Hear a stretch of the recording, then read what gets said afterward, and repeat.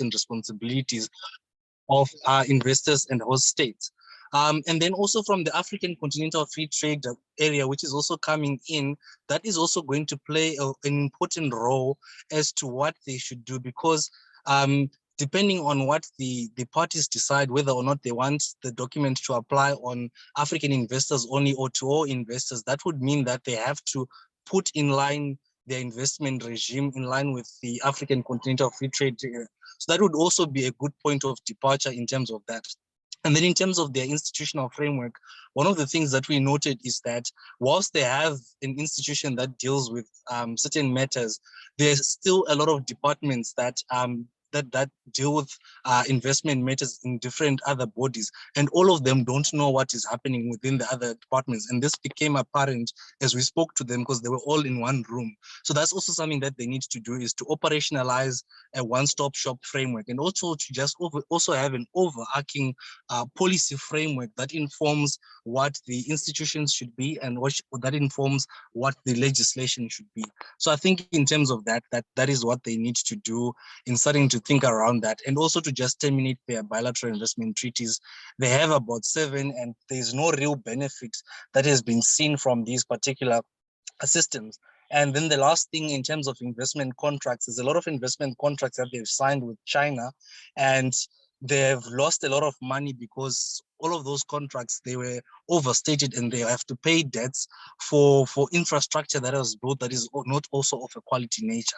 So I think that would be my suggestion to the Zambian authorities.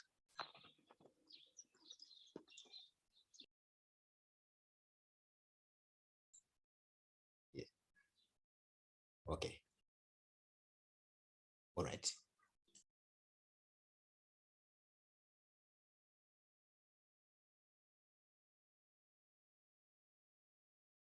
I don't know if the question was fully answered. Yeah, I'm fine, Doc. Thank you. Thank you so much. I don't see any further questions from the chat. So according to our program, we have a tea break from 1450 to 1500. So we are going to have a 10-minute break from now, and you will come back at 1450. 1450, we are taking a break, then we proceed. When we come back, the next session chair will take over. Thank you.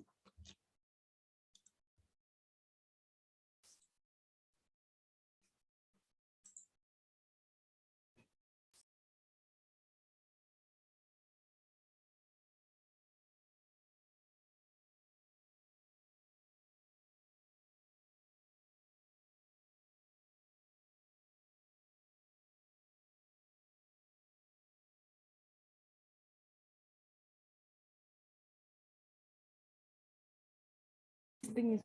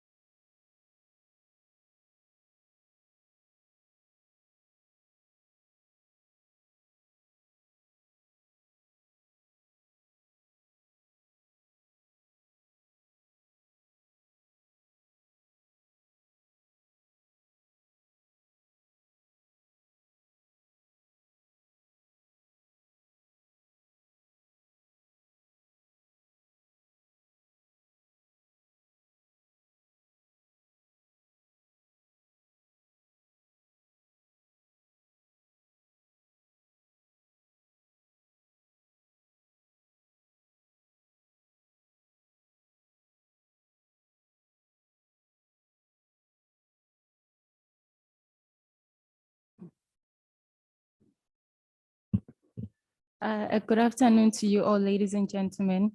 I'd like to welcome you back to the fourth session. The session is titled COVID-19 Corporate Financial Education and Practice. So we are going to have our first presentation now from Mr. Illiteracy that is titled An Overview Evaluation of the Role of Financial Education in the Promotion of Consumer Protection for the Poor in Zimbabwe. I'll hand it over to you, Mr. Illiteracy.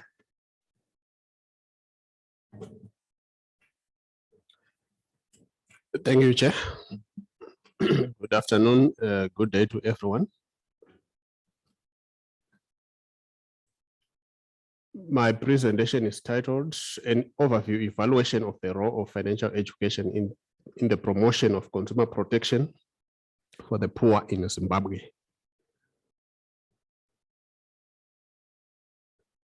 The structure is as follows. The introductory remarks, definition of key terms, overview of financial consumer protection during the ongoing COVID-19 pandemic in Zimbabwe, the importance of financial education for the poor in the era of increasing digital technology in Zimbabwe, how policymakers can use technology to enhance financial education and consumer protection for the poor in the digital era, and then the concluding remarks. As part of the introduction, this paper seeks to discuss the role that financial education can play in promoting promoting consumer protection for the poor. It also seeks to examine the significance of financial education for the poor who cannot afford or who could be forced to make financial decisions on their own owing to the limitations imposed by the COVID-19 pandemic. It also explores the possible consequences of inadequate financial education on the poor in the increasingly technology-driven financial markets in Zimbabwe. And it seeks to identify measures that policymakers may adopt to enhance consumer protection, especially during the COVID-19 era.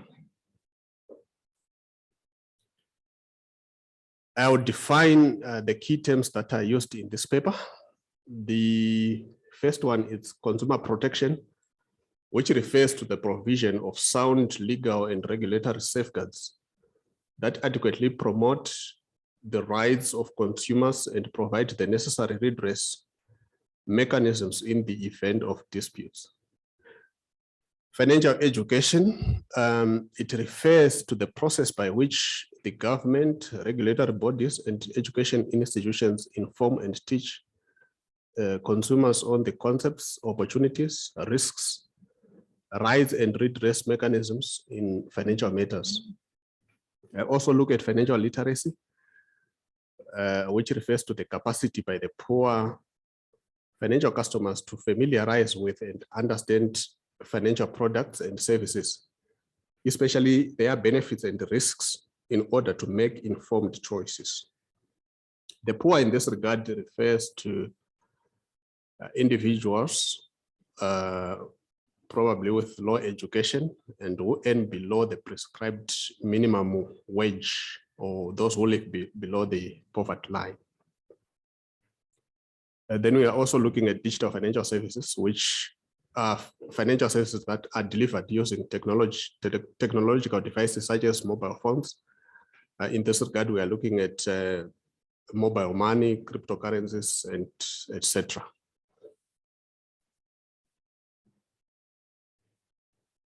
Overview of consumer protection in Zimbabwe's financial sector is as follows. The consumer protection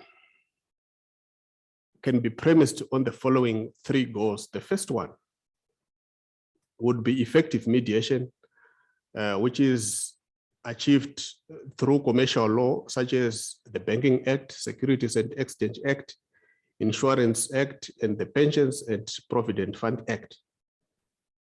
There is the product transparency aspect, where rights and responsibilities of all parties are clearly defined.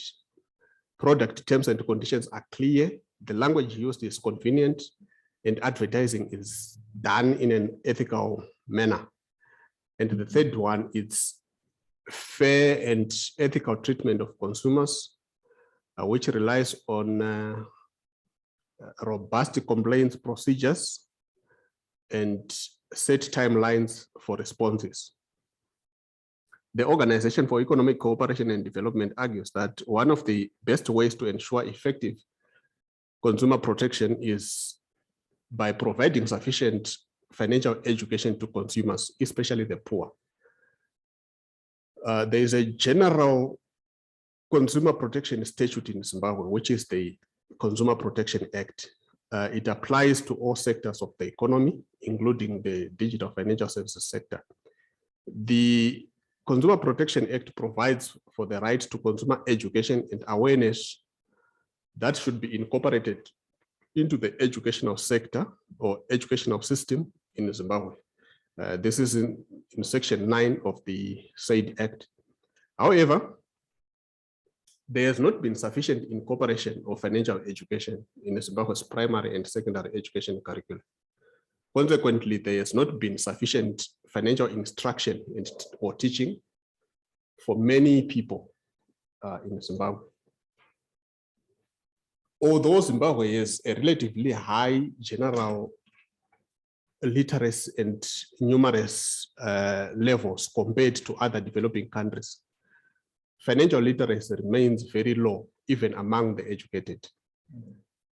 This could be attributed to the absence of deliberate financial educational programs from the banking, securities, insurance, pensions, digital financial services, and other forms of other aspects of the financial sector, to the extent that you would find the languages of banking, the language of securities, the language of insurance is known by a very small portion of the population. There has not been specific consumer education provisions within the mentioned subsectors, which is banking, securities, insurance, pensions, and even digital financial services. In other words, the Banking Act, the Securities and Exchange Act, Insurance Act, and the Pensions and Provident Fund Act do not provide for sector-specific consumer education programs. Many individuals only get familiar with these sectors when they train for jobs at colleges or universities. Outside of that, you find the majority of the people, they do not know the language of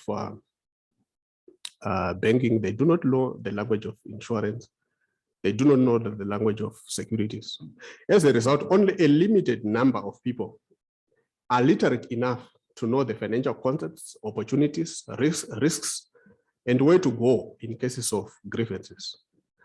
On the other hand, many poor persons have a general distrust in the financial services sector, that they only use the services at the basic minimum.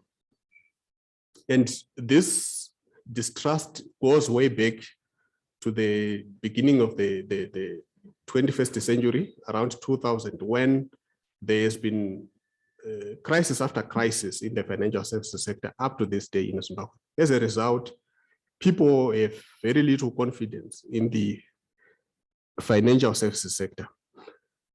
Poor financial education thus impedes financial education. It actually impedes financial inclusion for the poor. Importantly, financial technology developments has become a major factor disrupting the financial services sector in Zimbabwe and elsewhere. These financial products, financial technology products, for instance, mobile money, which have made transactions faster, easier, and cheaper. They are even unlocking new opportunities for financial inclusion and expanding access to financial services for the poor, who were in the main excluded by the formal financial services sectors. In a way, financial technology is simplifying access to financial services by opening up opportunities for many people. Nonetheless, in the absence of sufficient financial education, the rapidly developing financial technology products pose various challenges, including on consumer protection. In this regard, policymakers may need to enact comprehensive, effective, and normative regulatory systems in order to adequately supervise financial technology and promote consumer protection, especially for the poor. Financial education may also assist in empowering the poor to assert their rights, give them confidence, so that they are able to report unethical behavior, like unethical advertising, and basically take control of their financial decisions. There is also need for the Consumer Protection Commissioner created under the Consumer Protection Act to create an innovative hub that specifically promotes consumer beneficial innovation. Such innovation hub would be useful in facilitating information gathering and financial technology related education. Policymakers should adopt an automated or digitized technology such as artificial intelligence and cloud-based data management to improve the regulation of financial technology and reach out to consumers. In this regard, we are looking at AI, artificial intelligence, as the use of programmed computing systems that can perform tasks usually done by people. Financial education can be delivered to people outside the schooling system using artificial intelligence programs or mechanisms. This could allow the Office of the Consumer Protection Commissioner to reach many people in a cheaper and faster way. Moreover, we are looking at artificial intelligence and cloud-based technologies as part of the infrastructure that should be at schools and other learning institutions, so that financial education programs can be run across the schooling system from primary up to the highest possible level. Using AI can also allow responsible authorities to monitor consumer behavior, transactions, social networks, high-risk anomalies, and apply behavioral analytics to enable real-time decision-making. It can also assist in instilling a nationwide analytics culture through data visualization at all levels, including investigative workflow optimization. AI can even enable smart regulation of consumer protection, allowing a paradigm shift from the pre-COVID normal. These are my concluding remarks. To successfully promote consumer protection in the fast evolving fintech era, policymakers in Zimbabwe should make financial education compulsory for all school-going children from the age of 5, as is the case in the UK. This requires policymakers to streamline relevant financial and educational strategies and policies in Zimbabwe in order to make the implementation effective. Furthermore, the Consumer Protection Act should be carefully amended to have specific provisions on financial consumer protection, given the rapidity with which financial technology developments are happening. The Office of the Consumer Protection Officer should be fully staffed and resourced so that it fully plays its role. Above all, policymakers should adopt artificial intelligence to improve the dissemination of consumer education to the poor in a cheaper and faster way. I thank you.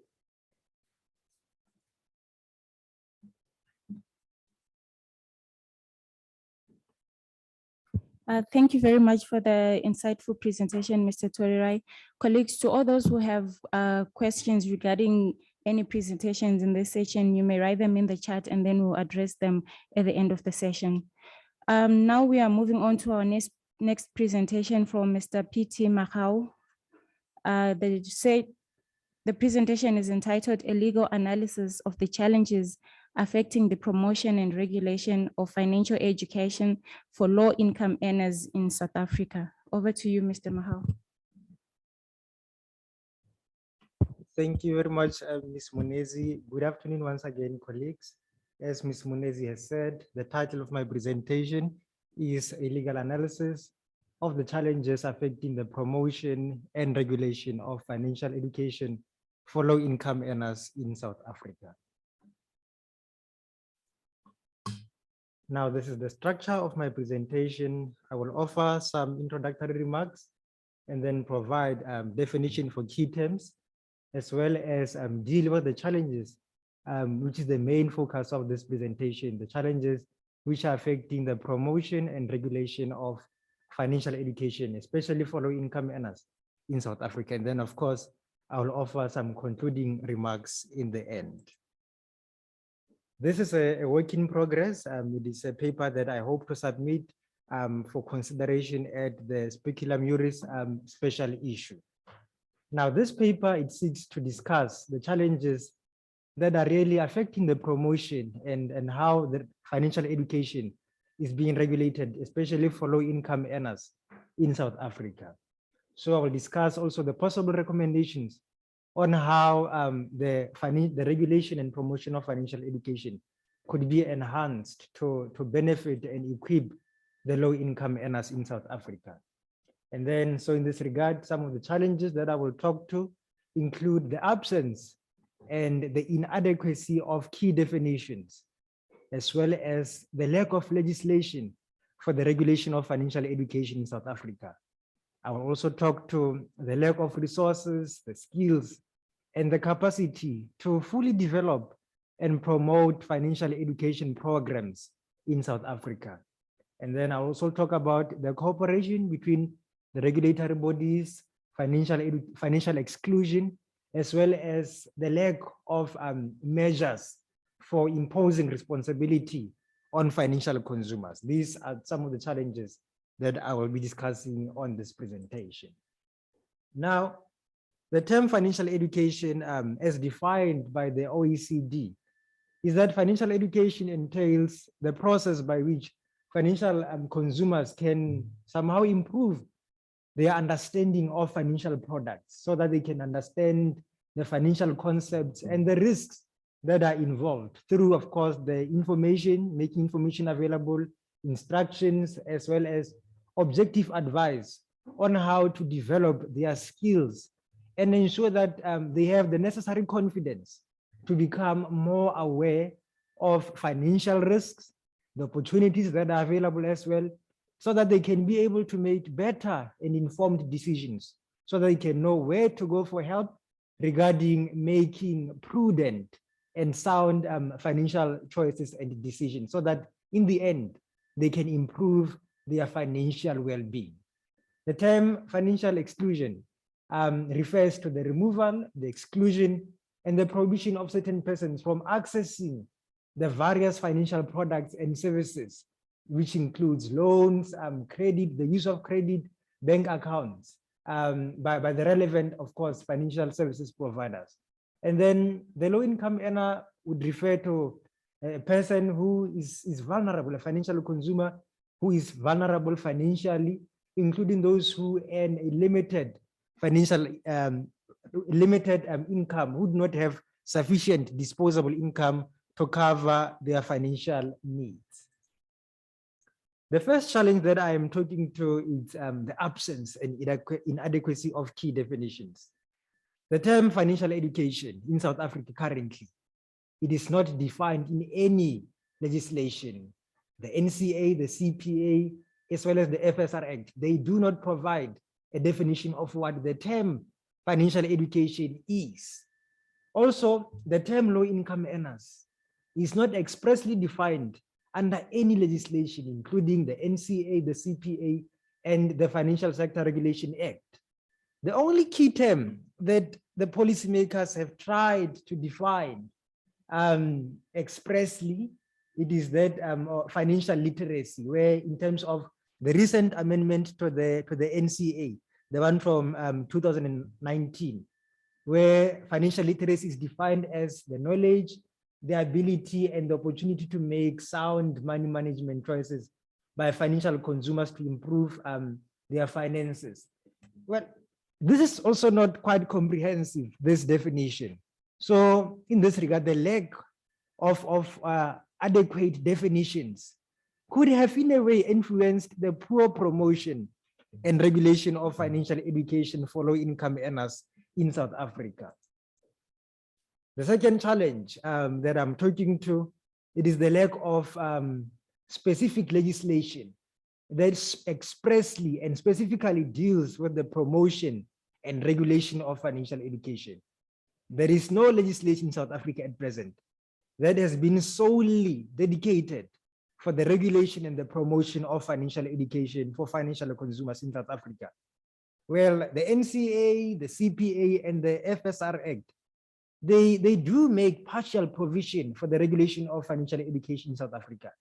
But all these provisions, the CPA, the NCA, and the FSR Act, the partial provisions that they make have not been consistently enforced by the regulatory bodies in South Africa.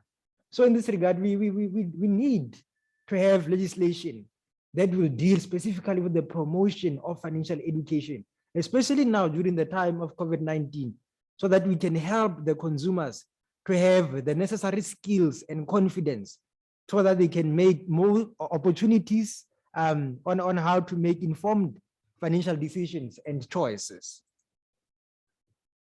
The third challenge that I'm talking to, it is the lack of resources, the skills, and the capacity for the development of financial education programs.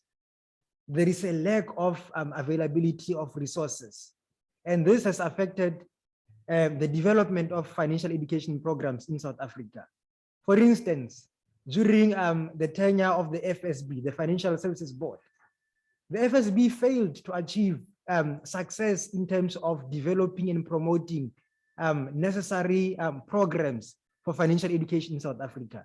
This is owing to the fact that the FSB did not have the necessary capacity, the necessary funding and resources so that it could effectively promote financial education in South Africa. Similarly, the NCR currently does not have the necessary capacity to carry out the obligation of promoting financial education as envisaged under debt intervention, which is one of the new debt relief measures that we have in South Africa, where the NCR together with the NCT, the National Consumer Tribunal, should ensure that the debt intervention applicant somehow gets involved into a financial literacy training and counseling.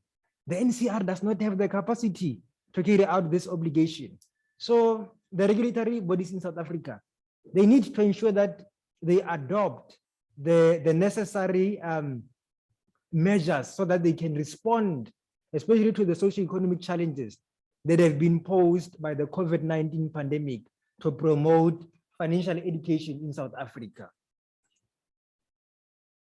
And of course, this challenge relates to the one that I've been talking to, which is the inconsistent cooperation between the regulatory authorities and bodies in South Africa. We have various regulatory bodies which are mandated to promote financial education in South Africa. We have the NCR and the FSCA, as well as the NCT, which should promote financial education for low-income earners and other financial consumers in South Africa. So in this regard, the financial regulatory authorities, they have quite an important role to play in adopting the adequate measures, the adequate programs for the promotion of financial education in South Africa. But to date, the NCR, the FSCA, and the National Consumer Tribunal, they are still struggling in terms of cooperating and coordinating so that they can better promote financial education for low-income earners in South Africa. And if there was effective cooperation and coordination between the regulatory bodies, they could even pool the resources to ensure that they better and effectively promote financial education so that the low-income earners can benefit from this in South Africa. The next challenge relates to financial exclusion. Well, financial exclusion, we cannot talk about financial education without talking about financial inclusion and or financial exclusion. We cannot. These concepts are interrelated. They are related to one another because the lack of a specific and detailed legal framework for combating financial education could be one of the reasons why we have the low levels of financial education and financial inclusion, especially among the low-income earners in South Africa. So the promotion of financial education could enhance financial inclusion by ensuring that we empower financial consumers with the necessary confidence on how to access and utilize financial services and financial products, which are cheaper and useful to them. The next challenge, which is the last challenge that I'm discussing, it relates to the inadequacy of measures for the responsibilization of financial education. Currently, the NCA, the CPA, and the FSR Act do not impose an obligation or place the responsibility on financial consumers to ensure that they attain financial education to improve the manner in which they manage their finances. So in this regard, the responsibilization of financial education could go a long way in helping to ensure that we empower financial education by embedding the necessary skills and attributes of effective, confident, and informed participation within the financial system and the financial sector in general. So the lack of adequate measures which relates to the responsibilization of financial education could have also led to the low levels of financial education among the low-income earners in South Africa. So these are the challenges that we have. In this regard, I talked to the concluding remarks that financial education has become quite crucial, has become quite significant and extremely necessary under the prevailing challenges that have been posed by the ongoing COVID-19 pandemic, because financial consumers, especially low-income earners, they now shoulder a greater, rather personal financial responsibility in the face of increasingly complicated financial products and services. But nevertheless, the challenges that I've discussed above, they need to be resolved to ensure that we can attain the effective regulation and promotion of financial education in South Africa. So the adoption of adequate key definitions could go a long way to ensure that at least there's some form of guidance on what we are promoting and regulating, and that is financial education, as well as financial inclusion.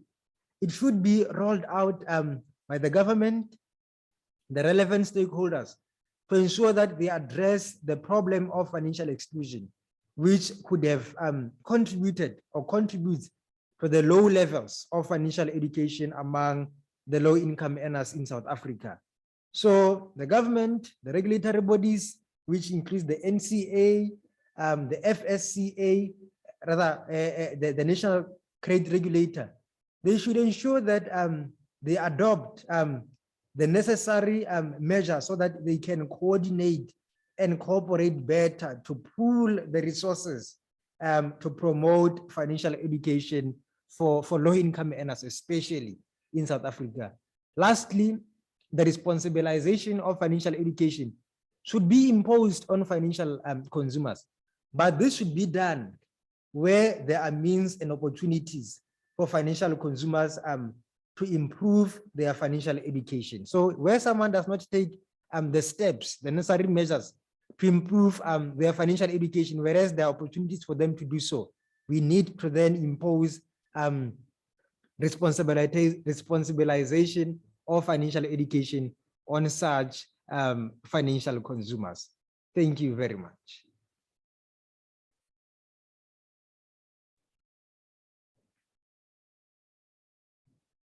Thank you very much, Mr. Mahau, for the very insightful presentation. Up next, we have a presentation from Professor Nwosu and others from the University of Nigeria.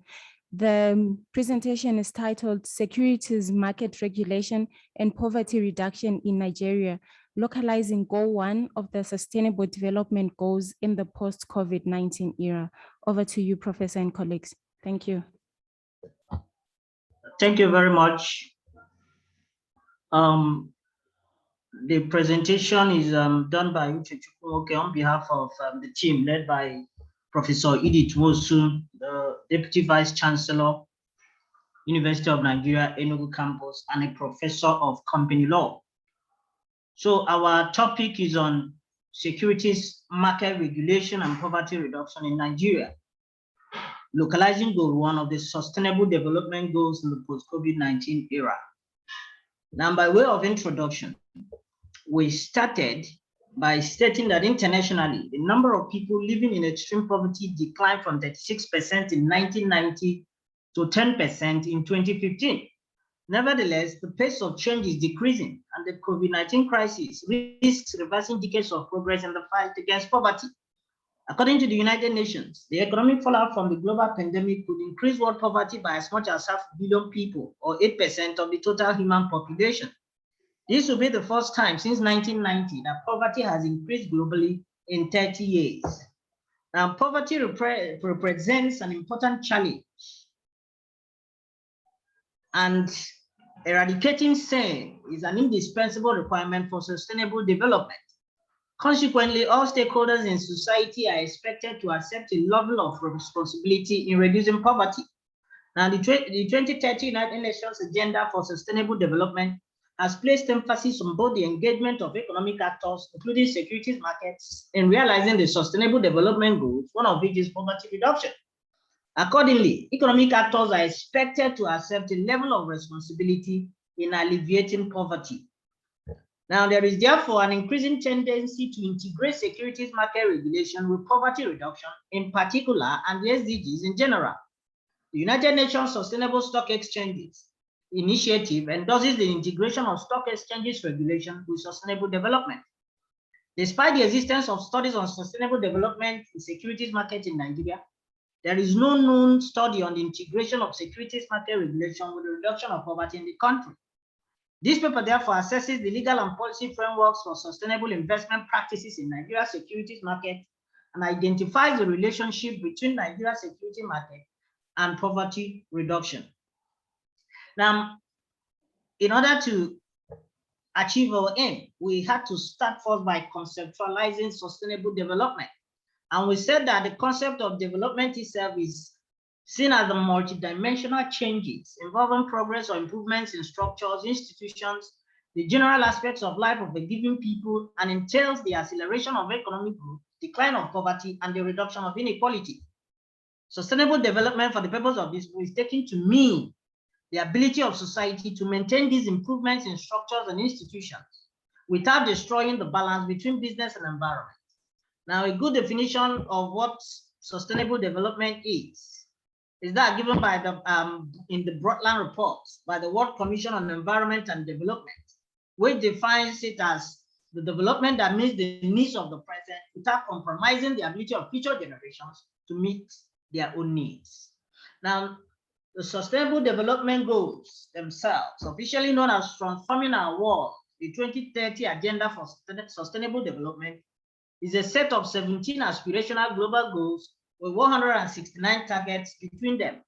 They are a universal set of goals, targets, and indicators that UN member states will be expected to use to frame their agendas and political policies over the next 15 years. And goal 1 of the SDGs enjoins nations to create an enabling environment to generate productive employment and job opportunities for the poor and the marginalized. We now turn to securities market and sustainable development. The securities market is a framework of institutions that arrange for the sale and purchase of long and short-term financial assets, such as shares, government stocks, debentures, amongst others. It is part of the financial system that is primarily involved in raising capital by dealing in shares, bonds, and other investments. Securities markets have become dominant wealth creation platforms upon which most modern economies rely. They offer several benefits to borrowers and investors, for instance, by providing for better risk sharing and a more efficient allocation of capital. Also, they allow governments to finance large-scale fiscal deficits without having to resort to financial repression or foreign borrowing. Securities markets influence economic growth through a number of channels, such as liquidity, risk diversification, providing information for companies, corporate governance, and the mobilization of savings. Countries with developed securities markets have shown greater GDP growth when compared to countries with less developed capital markets. The view has been that the development of securities markets, when supported by legislative reforms, will promote economic growth through the improvement of efficiency of capital allocation and allowing for better risk sharing. This contributes to reduction in poverty. Now we look at securities market regulation in Nigeria. At its inception, the Nigerian securities market was essentially regulated through self-regulation, also by the provisions of the Stock Exchange Act of 1960, and in some rare instances, through the provisions of the Companies Act 1968. Additionally, the Central Bank of Nigeria also played an informal role in the regulation of the market. But with the passage of time, and as a result of challenges in the proper regulation of the market, the government promulgated the Securities and Exchange Commission Act 1988, which established the Securities and Exchange Commission as the apex regulatory organization for the capital market. Again, in 2007, the Investment and Securities Act, ISA 2007, was enacted, repealing the earlier Investments and Securities Act of 1999. Now, the 2007 Act will establish the Securities and Exchange Commission, SEC, to regulate the capital market in Nigeria. The SEC is saddled with the responsibility of developing and regulating the market in order to maintain proper ethical standards and professionalism. Furthermore, the responsibility to review and approve mergers, acquisitions, and combinations between or amongst companies was placed on the SEC. We now turn to securities market regulation and poverty reduction in Nigeria. When regulations relating to securities market development are well established and enforced, issues such as information asymmetry, insider trading, inadequate and weak financial disclosure, among others that usually deprive investors' rights, can be drastically reduced. Securities regulation increases the quality of financial reporting, transparency, and maintains investors' confidence. Essentially, the development of good quality institutions, stable political climate, and enforcement of quality regulation, among others, can attract more foreign investment. Adequate securities regulation promotes activities of the securities market in different aspects and has gone a long way in boosting economic activities and by implication poverty, reducing poverty as more investment opportunities emerge. Unfortunately, most of these benefits derivable from a properly regulated securities market are virtually non-existent in the Nigerian situation. The concept of using regulation of the securities market to reduce poverty in Nigeria is bogged by many challenges, including the difficulty involved in finding investments that meet both the financial and environmental, social, and governance objectives. Negative perception that sustainable investment regulation may undermine financial returns and profit maximization. Shortage of high-quality investment opportunities with strong sustainability track records and challenging business operating environment, which makes sustainable investments an added cost of doing business. Again, further challenges militating against the reduction of poverty through securities market regulation in Nigeria include a lack of proper understanding of why sustainable investment is preferable or comparable to traditional investment, absence of bankable transactions, the unwillingness of growth enterprises to relinquish equity, and the challenge of long-term raising of capital and funds. Similarly, there is no specific legal framework that imposes an obligation for sustainable investment in the securities market capable of reducing poverty in Nigeria. There is also the lack of will on the part of regulatory agencies to enforce the law. If that is the situation, the question then becomes, what do we do? What can we do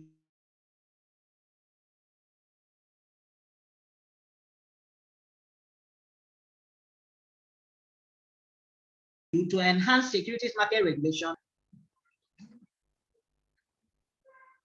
This paper suggests that the pursuit of regulatory policy geared towards the rapid development of the securities market will contribute significantly to the economic growth of the sector and help alleviate poverty in the country. The Nigerian securities market has the potential to contribute significantly to economic growth, but has not done so as a result of low market capitalization, low absorptive capitalization, illiquidity, and misappropriation of funds, amongst others. So, in this situation, we are of the opinion that government should restore confidence to the market through amendment of existing legislation to impose an obligation for sustainable investment in the securities market. Government should also establish regulatory authorities, strong regulatory authorities, not the weak ones that we have now, that will portray transparency, that there should be fair trading transactions and dealing in the stock exchange. There should be improved dealing in capital market capitalization by encouraging more foreign investors to participate in the market, and also to increase investment instruments such as derivatives, convertibles, swap, and options in the market. The Nigerian securities market should be liberalized and the allocation of credit determined by the free market. In this case, the real interest rate will adjust to its equilibrium levels and low yielding projects will be eliminated. The result will be an increase in the overall efficiency of investment savings, and total resupply of credit will increase. This in turn induces a higher volume of investment, which will then lead to economic growth. Economic growth helps in the reduction of poverty. Activities in the Nigerian securities market need to be constantly evaluated using the relevant capital market indicators and making those indicators the focus of regulatory decisions. Government and policymakers are enjoined to ensure improvement in the market indicators, as these indicators have direct connection to reduction of poverty in the country. Laws should be amended,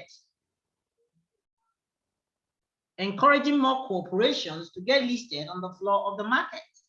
Small and medium entrepreneurs should be allowed to access the market for investable funds, given their close affinity with the grassroots funds mobilization ability. This will not only spur huge economic activities in the country, but will drastically reduce poverty. The paper also recommends that securities market regulations should focus on the increase of money supply, as this will stimulate the growth of the economy, especially through increase in market capitalization. Using proper regulation, there should be deliberate policy to promote development of domestic capital formation through conscious increase in local investment, so as to benefit from its positive relationship with poverty level. By way of conclusion, we are saying that without doubt, there is a positive link between the securities market development and economic growth. There is also a correlation between economic growth and poverty reduction. The Nigerian securities market has the potential to contribute significantly to economic growth, but has not done so as a result of low market capitalization, low absorptive capitalization, illiquidity, and misappropriation of funds, amongst others. Most, if not all, of these anomalies can be curbed through proper and adequate regulation of this sector of the economy. For the Nigerian securities market to contribute to poverty reduction, issues of transparency, fair trading, transactions, political stability, and social security must be adequately addressed. Inflexible requirements for entry into the market should be relaxed, and adequate publicity should be given to the activities of the securities market. When these challenges are addressed, the country's securities market will contribute to the realization of Goal 1 of the Sustainable Development Goals. Thank you very much. Thank you very much, Prof, for the insightful presentation. We move on to the next presentation from Dr. T. Kondo from the University of Western Cape. The presentation is entitled Sustainable African Investment Governance, a Rethink in the Wake of the COVID-19 Pandemic and the Phase 2 Negotiations of the AFCFTA Protocol on Investment. I'll leave the floor to you. Thank you. Thank you very much. Up front, I have to say, colleagues, I'm being load shedded. So I literally had to drive to the mall and pick up network on my phone. So I'll present from a physical copy of my presentation that I had made just in case I was load shedded. So to begin, if we look at foreign direct investment, broadly, we're looking at issues to deal with mergers and acquisition, the building of new facilities, the reinvesting of profits, and from overseas company and intra-company loan. So this is distinguished from other forms of investment, such as portfolio investment, where you simply buy shares in other companies. So the difference here is that there must be a lasting element to it. So we're looking at the sense that there must at least be at least 10% of the controlling shares of a company that you actually hold for it to be considered as foreign direct investment. So foreign direct investment has become important, especially with the rise of multinational companies and the fact that they are operating in many different domains and countries, and that they play a big role in investment as well as development in these particular countries. So developing countries have taken initiative to ensure that they also get a piece of this particular cake. As we mentioned in our previous paper, there are a number of ways in which foreign direct investment can be regulated. The first one is international investment law, which is an autonomous body of international law. There's also customary international law. There's also bilateral investment treaties that are signed between two countries. There's also regional trade agreements with investment provisions such as the SADC, which is the SADC Protocol on Financial Investment, the African Continental Free Trade Area, that is the its own investment protocol. There are also investment contracts that are signed between these investors and the host states, as well as domestic codes that a government can actually implement to actually regulate on its own accord. So my second thing that we're looking at is, why is sustainability an imperative? So loosely speaking, sustainability refers to the meeting the needs of this generation without compromising the ability of future generations in meeting theirs. So one has to recognize that sustainability is not just about environmentalism. It is a much wider concept, and it encapsulates other social and economic resources. Commentators from McGill University has noted that whilst the concept of sustainability is a relatively new idea, the movement as a whole has roots in social justice, conversationism, internationalism, and other past movements with rich histories. So basically, one has to understand that a key drive about this, the angle that we are working on, is the element also of social justice. How do we ensure that our societies become socially just? And I think that's an imperative in the African context, especially with the history of colonialism and apartheid that many of our countries face. So basically, if we were to unpack the three pillars, we're saying that there must be environmental sustainability, which looks at maintaining the economic integrity of the environmental earth system, economic sustainability that focuses on economic systems that are intact to maintain and secure livelihoods, social sustainability that ensures that all people have access to basic needs and international human rights. So this is very important so that we don't become extinct. It's possible for the human race to become extinct, and it's possible for society to actually collapse. This term was coined by Diamond, which is called the collapse of a society, and it pins it as that it's a local drastic decrease in human population numbers and or in political, economic, or social complexity. Collapse can even reach the point that the human population completely disappears over a considerable area. So if one looks at historically, some of the collapses that have happened across the globe. One famous example is that of the Easter Island. So it's one of the most habitable scraps of land in the world, where you find the stones or statues that from the Stone Age that were put by the Rapa Nui people at least 1,000 years ago. And this piece of land or island was discovered by the Europeans in about 1722. But what is interesting to note is that at some point, Easter's population exploded to about 150 people per square mile. But because of the way that they handled the island, they did in a manner that was not sustainable. So they cut trees and they used that for building canoes. And they also farmed a lot of the land that exposed the richness of the land. And over time, the richness of the soil was washed away. At some point, by about 1877, the island population dropped to about 111. But today, the island, as a result of the 2017 census, is about 7,750 people. So, but if we look at its peak, Easter Island had about 17,500 people. So you can see that a population can actually dwindle if you don't take care of the resources that you have in that particular jurisdiction. So let's look at sustainable development goals. There are 4 sustainable development goals that are useful for this particular framework. The first one is SDG 8 that looks at decent work and economic growth, SDG 10 that looks at reduced inequalities, SDG 11 that looks at sustainable cities and communities, and SDG 12 on responsible consumption and production. So why are these sustainable development goals important? In a report, a country-specific report in South Africa, it was noted that the SDGs are a universal call to end poverty and protect the planet and ensure that all people enjoy peace and prosperity. The SDGs, which are loosely aligned to our own national development plan, will be our yardstick to measure the progress globally, and more so to gauge the extent which a country has been able to deliver on the dreams and ideal of all people, which is a better life for all. I think this is very important for us as a people on the African continent. How do we realize this ideal of a better life for all? How do we transform our economies and our society so that our people can benefit and we address the most pressing issues that are currently facing our society? My next point is on the issue of sustainable investing. So when you talk about sustainable investing, we're looking at the concept whereby an investor strongly considers environmental, social, and corporate governance factors, that these have been termed the ESG factors.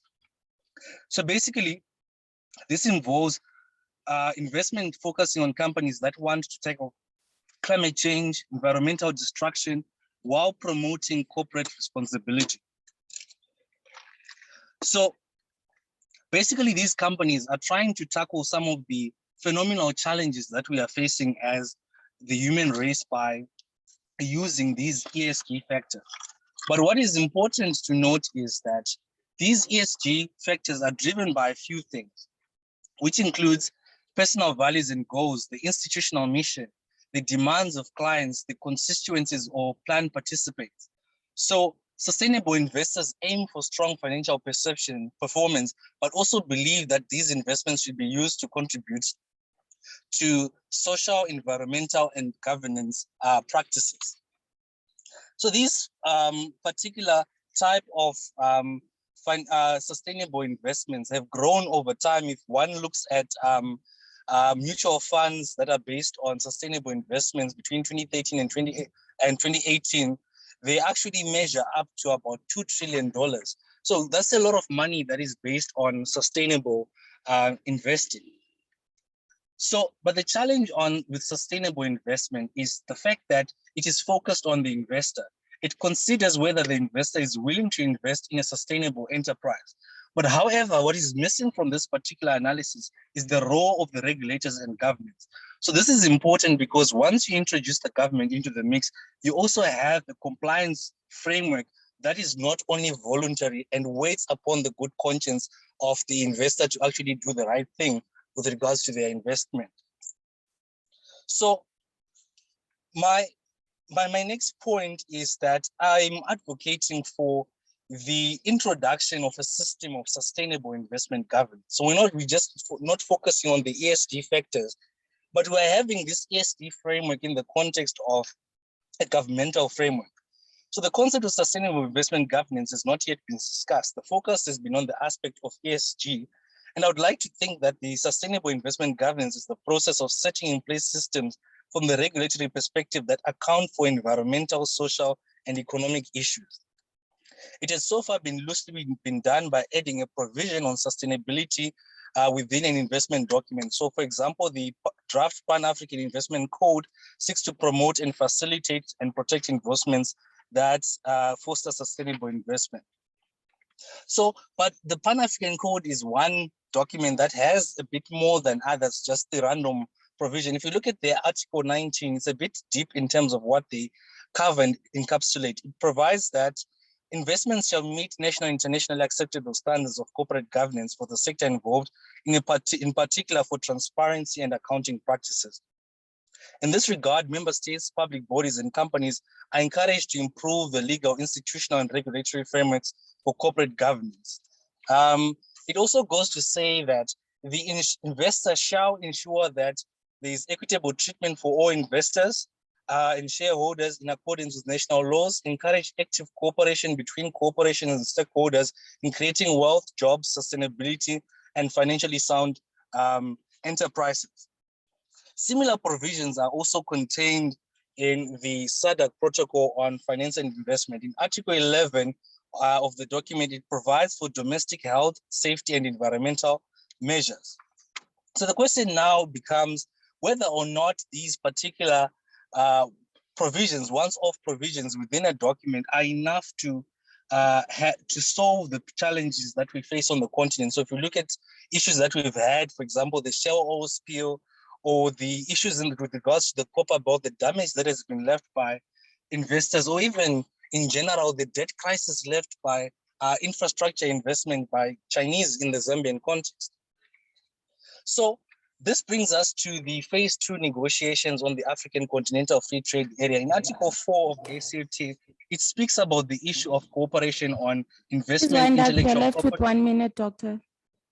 So if we look at that document, what is it that this document can do for us? And so we need to think about how we can use the African Continental Free Trade Area in order to improve investment. So my suggestion is that to promote sustainable investment governance, the FCFTA protocol on investment must contain a provision on fair and socially responsible investment.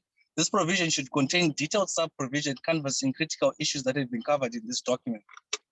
This framework must not only focus on addressing environmental, social, and economic issues for a sustainable society. However, it must focus on changing the substantive content in investment documents. This fits into the debate of balancing the rights and obligations of all states. Furthermore, there must be a transformative aspect to this particular approach. This brings me to the end of my presentation. Thank you. Thank you very much for the presentation. We now move on to the last presentation of this session from Dr. Hamad Ziripi of the Noordwes-Universiteit and Mr. T. Wajare Maka, a public prosecutor at the National Prosecuting Authority of Zimbabwe. Their presentation is titled A Critical Analysis of Corporate Rescue Proceedings During COVID-19 in Zimbabwe. Over to you. Thank you. See my screen. Thank you so much, Chair. This is a presentation that I am working together with Mr. Wajare Maka from the National Prosecution Authority of Zimbabwe. It's still work in progress. We hope to submit it to the Speculum Juris Journal to be considered for publication. So I will do the introduction and he will take over.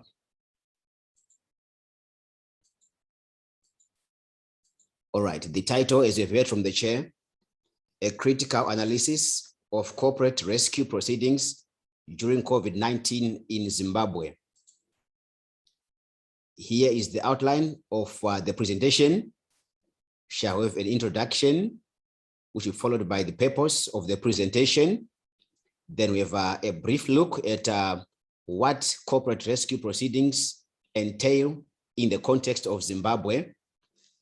Then we'll look at COVID-19 regulations with a special focus on level 4 rules or regulations in Zimbabwe. That will be followed by an analysis of the effects of those regulations on corporate rescue proceedings in Zimbabwe. Then we will offer some recommendations and also some concluding remarks. Following the declaration by the World Health Organization of the COVID-19 as a global pandemic, as a state of disaster, it was declared in Zimbabwe on 20 March 2020. That led to a national lockdown in Zimbabwe, and curfews were legislated in Zimbabwe in an effort to curb the spread of the coronavirus. However, these measures had some negative effects on the business operations for both small and big companies in Zimbabwe. As a result, numerous companies are failing and they are falling in financial distress as they are struggling to pay off their debts when they become due and payable. As such, corporate rescue has become a significant tool for rehabilitating many financially distressed companies due to the adverse effects of the COVID-19 induced lockdowns. Corporate rescue refers to proceedings that facilitate the resuscitation of financially distressed companies. This is a new concept in Zimbabwean corporate and insolvency law. It was recently introduced by the Insolvency Act number 7 of 2018. Corporate rescue proceedings replaced judicial management proceedings, which were provided for in the Old Companies Act number 47 of 1951. The purpose of this presentation is to, first of all, to evaluate the extent to which COVID-19 regulations have affected corporate rescue proceedings. We'll focus on level 4 regulations for 2 reasons. The first one is Zimbabwe has been under level 4 lockdown regulations for the greater part of the lockdown, that is more than 12 months.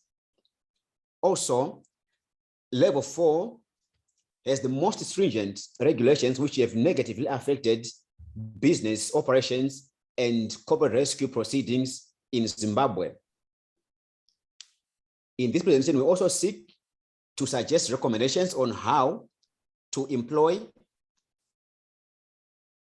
CRPs to circumvent the adverse consequences of the COVID-19 pandemic and the related containment measures. I will leave time to my co-presenter, Mr. Noordwes-universiteit, to take over. Over to you.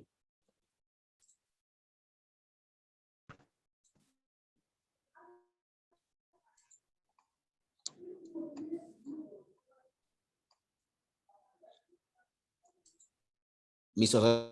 Noordwes-universiteit, are you there? Thank you, Mr. Madziripi.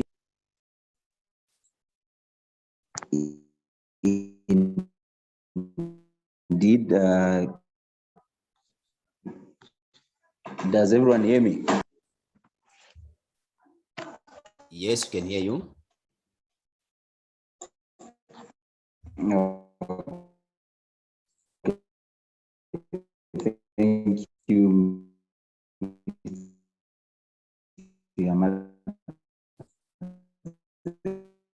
And also thank you.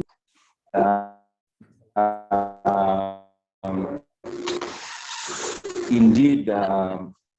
Noordwes-universiteit, it seems as if you have a Mr. Washarimaka, we can't hear you It's, properly. Your connection is corporate bad. rescue proceedings, which refers to a procedure which is initiated and instituted to facilitate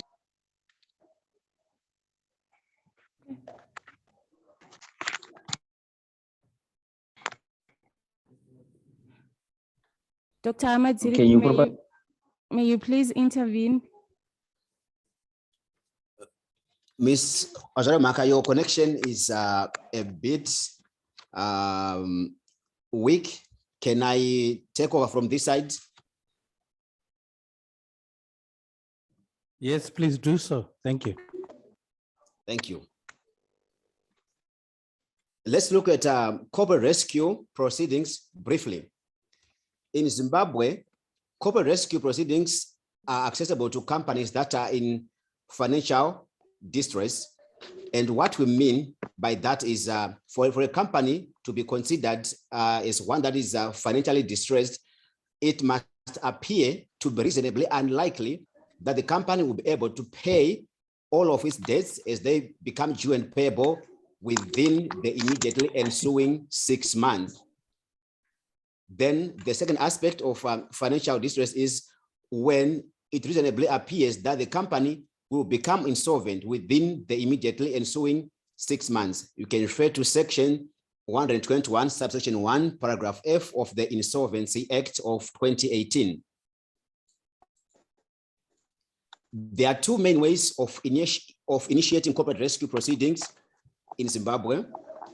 The first one is known as voluntary corporate rescue, whereby the board of directors resolves on its own that the company be placed under corporate rescue.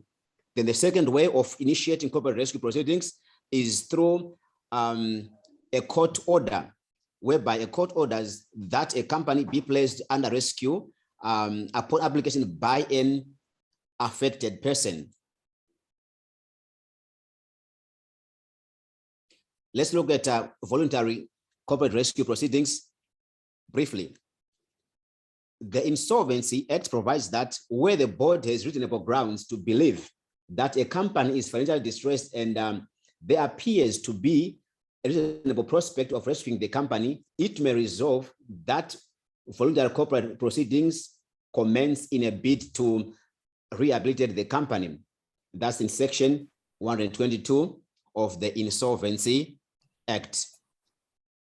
Let me rush to the second way of initiating corporate rescue proceedings, which is court-ordered corporate rescue proceedings.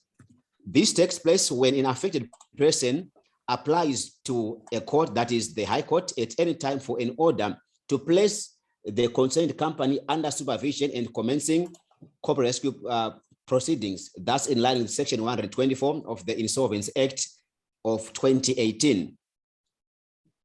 Corporate rescue proceedings are deemed to have commenced with effect from the date that the court application is filed. This application that is contemplated by the Act must show clearly to the court that the company is financially distressed and there is a chance of survival for the company in question. I'll move on to the level 4 regulations and how they've affected the conduct of corporate rescue proceedings in Zimbabwe. Zimbabwe has been under level 4 restrictions for the greater part of the national lockdown, which began on the 30th of March last year, 2020. Under level 4 filings of new cases, all processes and pleadings were suspended, with the exception of urgent applications, initial remands, and bail applications. As a result, under level 4 lockdown regulations, an affected person would apply for a company to be placed under corporate rescue, and he or she was supposed to prove that the application is urgent in line with section 244 of Rule 244 of the High Court rules. there is no doubt that if a company is in financial distress, especially as a result of COVID-19 or during COVID-19, You're left with courts 5 were minutes, inclined- Dr. Amadziripi. Thank you. Courts were inclined to find such corporate rescue proceedings urgent. So applications were not generally declined unless the facts implied otherwise. In the past, courts have emphasized the need to conduct rescue proceedings with maximum possible expediency.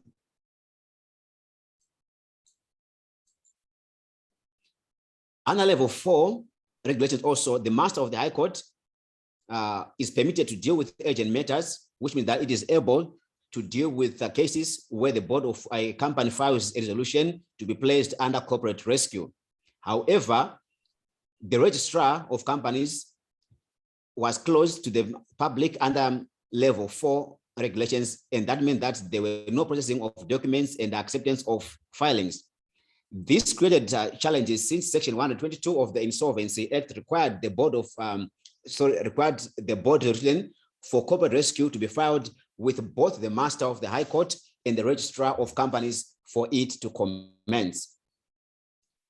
I'll move on to some of the gaps or challenges under level 4 regulations. Level 4 regulations or containment measures in their current state render voluntary corporate rescue proceedings inaccessible to companies in financial distress, because when the registrar is closed to the public, it makes compliance with the Insolvency Act impossible. Secondly, requiring the board of directors to deal with both the master of the High Court and the registrar of companies could make compliance difficult, especially during COVID-19. That's an issue of multiple regulators. The rules of the High Court and the Insolvency Act in their current state do not allow for online filing and electronic case management. I'll move on to some of the recommendations that we suggest. First one, the registrar of companies must be included in the definition of essential services under level 4 containment measures. Also suggest that the Insolvency Act be amended so that the board of companies and the affected persons may only deal with a single regulator, which lessens compliance requirements. Lastly, it is clear that the introduction of corporate rescue proceedings in Zimbabwe is a milestone development in resuscitating financially distressed companies. However, the level 4 lockdown restrictions and the ensuing containment measures have created some hurdles to accessing relief provided for distressed companies. There is therefore need for innovation in order to ensure that companies in financial distress are rescued while at the same time containing the spread of the COVID-19. Thank you. Thank you very much for the presentation, Dr. Amadziripi. We now move on to the questions and answer session. I'll direct the first questions to the first presenter, who was Mr. Illiteracy. There's a question that reads, what type of artificial intelligence measures are you hoping to recommend? Also, given the economic status of Zimbabwe, do you think the introduction of artificial intelligence will be a practical recommendation? Then the other question reads, you recommended the incorporation of financial education in the school curriculum from as early as 5 years of age. What would you recommend for other consumers who are no longer enrolled in any learning institution right now for the dissemination of financial education in Zimbabwe? I think that would be all for you, Mr. Torirai. Please take the floor and address the questions. Thank you. Thank you, Chairperson. On the first question, I would say that artificial intelligence, including digital technologies, it's the way to go these days, and no country can afford to not join this new moving to move in this new direction. And it's not a matter of Zimbabwe maybe not having the resources. It's the management of the resources that may be a problem. But I am sure it can afford to implement and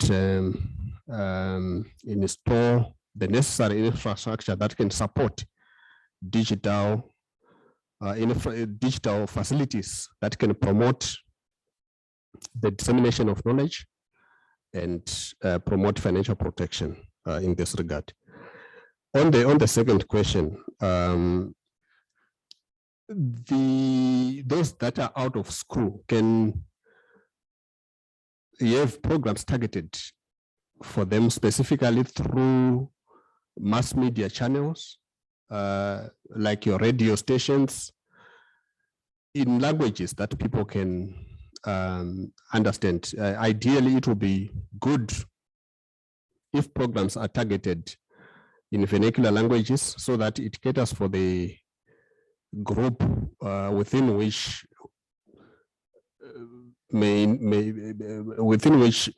persons may not be literate to understand English. So there could be targeted programs in all main languages. On radio, they can also target social media platforms. And this has to be sustained, because I think it's not supposed to be an ad hoc kind of approach. It has to be a sustainable and well carried out program, so that it reaps or it gets the results that are intended, so that the adult population that is outside the schooling system can have a basic understanding and an ongoing teaching on how to use finances. I think that will suffice. Thank you. Okay, thank you very much for that, Mr. Twererai. I will address the second set of questions to Mr. P.T. Mahau, who was our second presenter in this session. Mr. Mahau, the first question reads, why is it necessary for the acts you mentioned to define financial inclusion? The second question, why would we have a sole act for financial education in South Africa? Is the current status quo not sufficient? Then lastly, how did you measure the lack of consistent enforcement of the National Credit Act, Financial Sector Regulation Act, and other relevant legislation in order to optimally promote financial education in South Africa? In other words, what evidence supports this assertion? In other words, what evidence supports the assertion the presentation is making? Over to you, Mr. Mahau. Thank you. Thank you very much, Ms. Munezi, and thank you also to the participants for the wonderful questions. Let me speak to the first one that has been posed by Amanda. Thank you very much, Amanda. I think it is quite important to have a clear definition for financial education and for financial inclusion as well. The reason why we need to have clear statutory or legislative definitions, it is to ensure that we eliminate vagueness and confusion in the promotion and regulation of financial education as well as financial inclusion. Without clear, adequate definitions, there will be confusion in terms of what really it is that we want to regulate. And then the one that comes from Prof. Chitimira, thank you very much also for that question, Prof. Chitimira. Currently, the NCA, the CPA, and the FSR Act, as I've mentioned, they make only partial provision for the promotion of financial education. They are not necessarily dedicated for promoting financial education. Even the objectives of these acts do not speak to financial education. So in this regard, we need to have a dedicated legislation that will give clear guidelines on how to best promote financial education, and also on how to monitor financial education to determine whether there has been progress in terms of promoting financial education for financial consumers in South Africa. And then the last question that I got in terms of monitoring the cooperation, the low levels of financial education in South Africa are quite indicative of the fact that much has not been done by these regulatory bodies. So in order to ensure that we enhance the promotion of financial education, in order also to ensure that we equip financial consumers on how best to respond to the financial risk, to the financial challenges that they have, so that they can make best and sound financial choices and decisions. We need to have all these regulatory bodies cooperating. And perhaps if we are to have one single statutory legislation that speaks to the promotion of financial education, it will also be clear on who the regulatory body should be and on what their mandate should be insofar as the promotion of financial education is concerned. Oh, thank you very much. I see the question from Katlego. I made the definition for a low income earner right at the beginning of my presentation. And that definition comes from an article that Prof. Chitimira and I published early this year, that a low income earner basically refers to someone who is vulnerable in terms of their finances, someone who's earning limited income, who does not have enough disposable income to really meet all their financial needs. I dealt with that definition at the beginning. Thank you very much for all the questions. Thank you, Ms. Munezi. Thank you, Mr. Mahao, for addressing all the questions. The next question is directed to Professor Nwosu, and it reads, what is the primary reason behind the lack of will by securities market regulatory agencies to enforce related laws in Nigeria? How best and practicable does your presentation address the identified challenge? Thank you very much. In answering the question, we would like to state clearly that if you say a primary reason, that may be wrong because there are many reasons. But if we are asked to state the primary reason, then one can say that it has to do with corruption. Corruption, that is basically the reason why there is that lack of will by the regulatory agencies, because they are all festering or more or less interested in their own interests and achieving them, and not necessarily interested in what will benefit the market and the nation as a country. And then on whether my presentation addresses, yes, I did.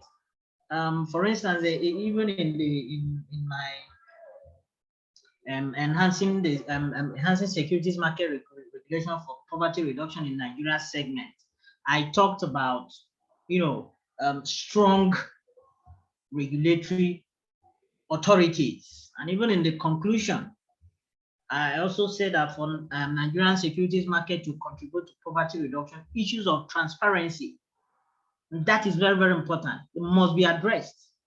The agencies are not transparent, and that's inability to be transparent can be said to emanate from that corrupt nature of the actors. So basically, that is where the problem is coming from. I don't know if I've answered the question. So in looking at it from that angle, you can say corruption, and the paper did address that towards the end. Thank you very much.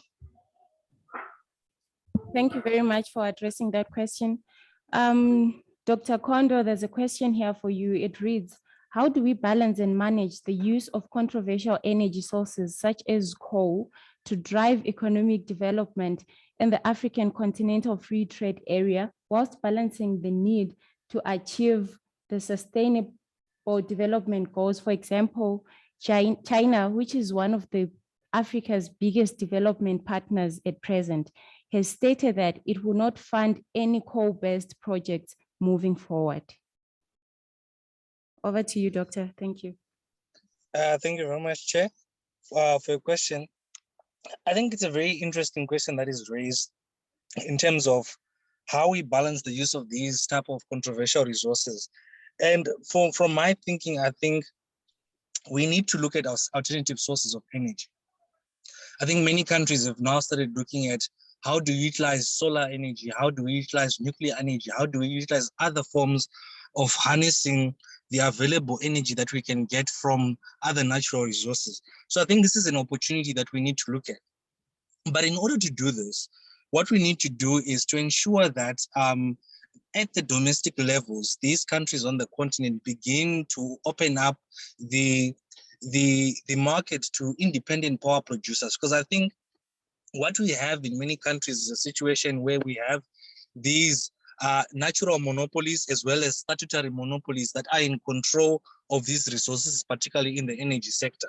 So once we relax the legislation and allow independent power producers to also come on board and create energy and feed it into the system and sell it in the system, then we can begin to balance the use of sources such as energy for the production of electricity, as well as other sources of energy that are available. And I think the conversation in South Africa has started. I think there was a discussion to have Stellenbosch municipality as a pilot project for having independent power producers feeding into the scheme. I think at the edge of Cape Town, there's large solar plants that are being built. I also have a colleague that is running some projects in the Northwest where they're building large solar farms that they intend to feed into the grid. So those are some of the ways in which we can start to do that. And I think also another option South Africa is exploring is these power ships, nuclear power ships that can dock at your coast and they can start to produce energy that fits into the system. So there's lots of other things that we can use to balance the use of natural resources, given that these particular resources are of a finite nature. Thank you very much. Thank you very much for addressing that question. The last question in the chat is directed to Dr. Hamad Ziripi and Mr. Wasware Maka. I don't know if he's back online. The question reads, what other recommendations do you think Zimbabwe should consider in case of a similar situation whereby courts have no capacity or cannot receive documents needed for proceedings of corporate rescue in Zimbabwe, considering such regulations for level 4 can be imposed again?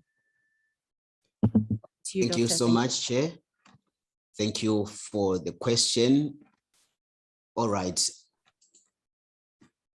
I would suggest that the High Court, that is including the Master of the High Court and the Registrar of Companies, must consider the integration of technology to promote and facilitate access to corporate rescue, while at the same time preventing the spread of the COVID-19. And currently, there are talks or there are plans to come up with what is called integrated electronic case management system by the Judicial Service of the Judicial Service Commission of Zimbabwe, which intends to implement, which it intends to implement in 2022. We hope that it will be a success so that parties to corporate rescue proceedings will make use of electronic filing and video conferencing. So I think that could address this problem. Thank you. Okay, thank you very much, Dr. Hamad Ziripi.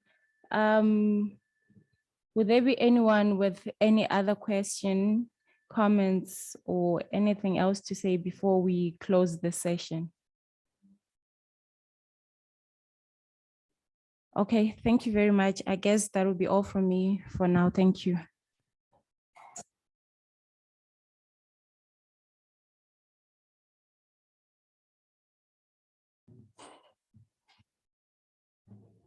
Thank you very much, Ms. Mwenezi.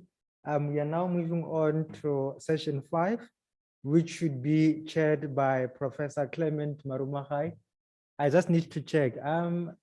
Clement, are you here? I'm here, my good sir. No, thank you, my brother. Over to you, over to you.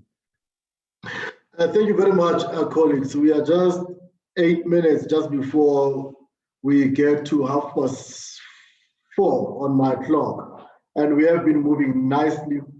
I would suggest that all the presenters prepare themselves so that we can have a seamless transition from one presenter to the next. Just make sure that you prepare your presentation while the other presenter is presenting, so that we can make sure that we finish on time. It is already late, but at least we are 8 minutes ahead of time. So let us just capitalize on that and ensure that we finish on time, so that we can have enough minutes for us to consider questions. The first presentation is by Dr. CJ Kanamugiri from the Northwest University. And he is presenting on the impact of COVID-19 on corporate social responsibility in South Africa. John, you have 15 minutes to give us your insights. You may proceed. Thank you very much for giving me the opportunity to present my paper. Let me share my screen first so that you can follow me. Can you see my screen? Yes, we are able to see it. Yeah, okay, thank you. My paper is entitled Impact of COVID-19 on Corporate Social Responsibility in South Africa. And the content of my paper is as follows. I will provide introduction, then COVID-19 and its impact, definition of corporate social responsibility, stakeholder theory of corporate social responsibility, and the corporate social responsibility business response to COVID-19, and corporate social responsibility during COVID-19 in South Africa, and I'll provide a conclusion. As a way of introduction, COVID-19 is a pandemic which came as a surprise to the entire planet, and it started in December 2019 in China, and it quickly, of course, affect most of the country. So the pandemic can instill altruistic corporate social responsibility beyond what the law may provide. So it can alleviate humanitarian crisis and elevate corporate image. So the corporate often respond positively in certain quarters in humanitarian crisis, albeit unsolicited. The corporate has potential to intervene and elevate COVID-19 humanitarian, social, and economic crisis. With regard to the COVID-19 and its impact, so the impact broke out, of course, last year, 2019 in December, and it was called novel coronavirus in the place called Wuhan. It was in the province of Hubei in central China. And it immediately affected the globe, the entire planet. For instance, in May 2020, we had 4 million people who were infected and 200,000 who have already passed away due to COVID-19. And apart from China, there are many other countries which were affected, including United States, Brazil, India, Pakistan, Germany, Iran, Russia, Canada, France, Italy, and others. Of course, in 2020, at the end of 2020, it has moved from 4 million to 100 million infection, and the people who have died due to COVID-19 were 2,200,000. So for corporate, some disruptive measures have been taken to or imposed. They include, for instance, stay-home orders, a total lockdown of cities, closure of business, limits on non-essential business and business travel, social distances between the two or a group of people, limitation of gathering, closure of school, and the continuous education on various prevention measures, and the compulsory temperature monitoring, as well as the quarantine of high-risk people. So those are the events which come, or the activities which come due to COVID-19. So for instance, in India is one of the countries which actually provided assistance to the people who were affected. So by humanitarian support, so there were donation in kind and in cash, the transport services, as well as the food distribution to the people who are vulnerable in the community. And in Ghana, which is one of the countries located in Africa, in West Africa, it was also affected. The government set up national emergency funds and they received the donation from the corporate, but at the same time also private sectors did the same and they received contribution from different corporations in order to assist government initiatives. So the corporate social responsibility must include the development of robust and continuous information sensing system that constantly feed enterprise with complete, timely, correct, relevant, and updated potential change to the environment as well as other things that can threaten business stability. So let's now go to the definition of corporate social responsibility. It has a different definition. One of them would include the discretionary allocation of corporate resources to improve the social welfare that serves the means of enhanced relationship with stakeholders. So it also is a way of being obedient to the market pressure and evading reputation risk without which the business may lose its customer and profit.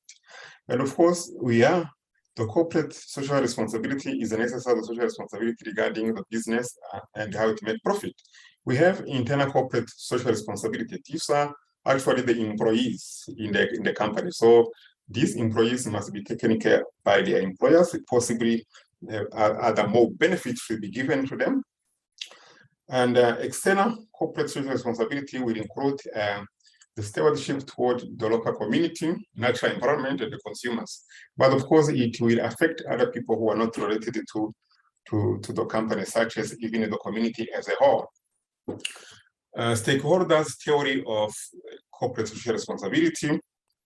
So the social responsibility of business is normally to make profit, but there is one and only one social responsibility to the business, as they are engaged in different activities to increase their profit as long as they may stay within the rule of the game. So the primacy of the stockholders is the core providers of capital. So however, the focus of stockholders only is a no description. So because there is another group of people who can affect or who are affected by the corporation, and of course these people also must be taken care of by the company. This group includes, we have identified the 7 interests, like the corporation, shareholders and owners, suppliers, managers, employees, local communities, and the consumer. And these ones, they are part of the stakeholders because they play a part in the success of the company. So the companies have ethical responsibility to divide internal measures and to move beyond the regulatory compliance in fully responsible internal measures to move beyond regulatory compliance in fully responsible commitment to society without necessarily being requested to do so. This extra mile, actually, it should be something which the company should do without necessarily having, imposed on them to do so. Let's now move on to the corporate social responsibility business response to COVID-19. So some of the companies saw an opportunity to examine their activities, voluntary activities that they do, and they try to respond to natural disasters or human failure or pandemics, so including the crisis. So a company should protect the interests of stakeholders simply because a company will depend on stakeholders for its success. And of course, these are the people who affect the company or who are affected by the activities of the company. The stakeholder is an individual or a member of a group within influential power to affect survival and the success of the company. So of course, the relationship between employer, customers, community, and social welfare, they must be evaluated as a whole. So corporate social responsibility is utilized as a mechanism of companies for managing the variety of stakeholders, such as business partners, employees, suppliers, customers, local community, NGOs, government organizations, as well as environment. So corporate should support society and its vital stakeholders, such as their employee, their customers, their communities during the COVID-19 pandemic.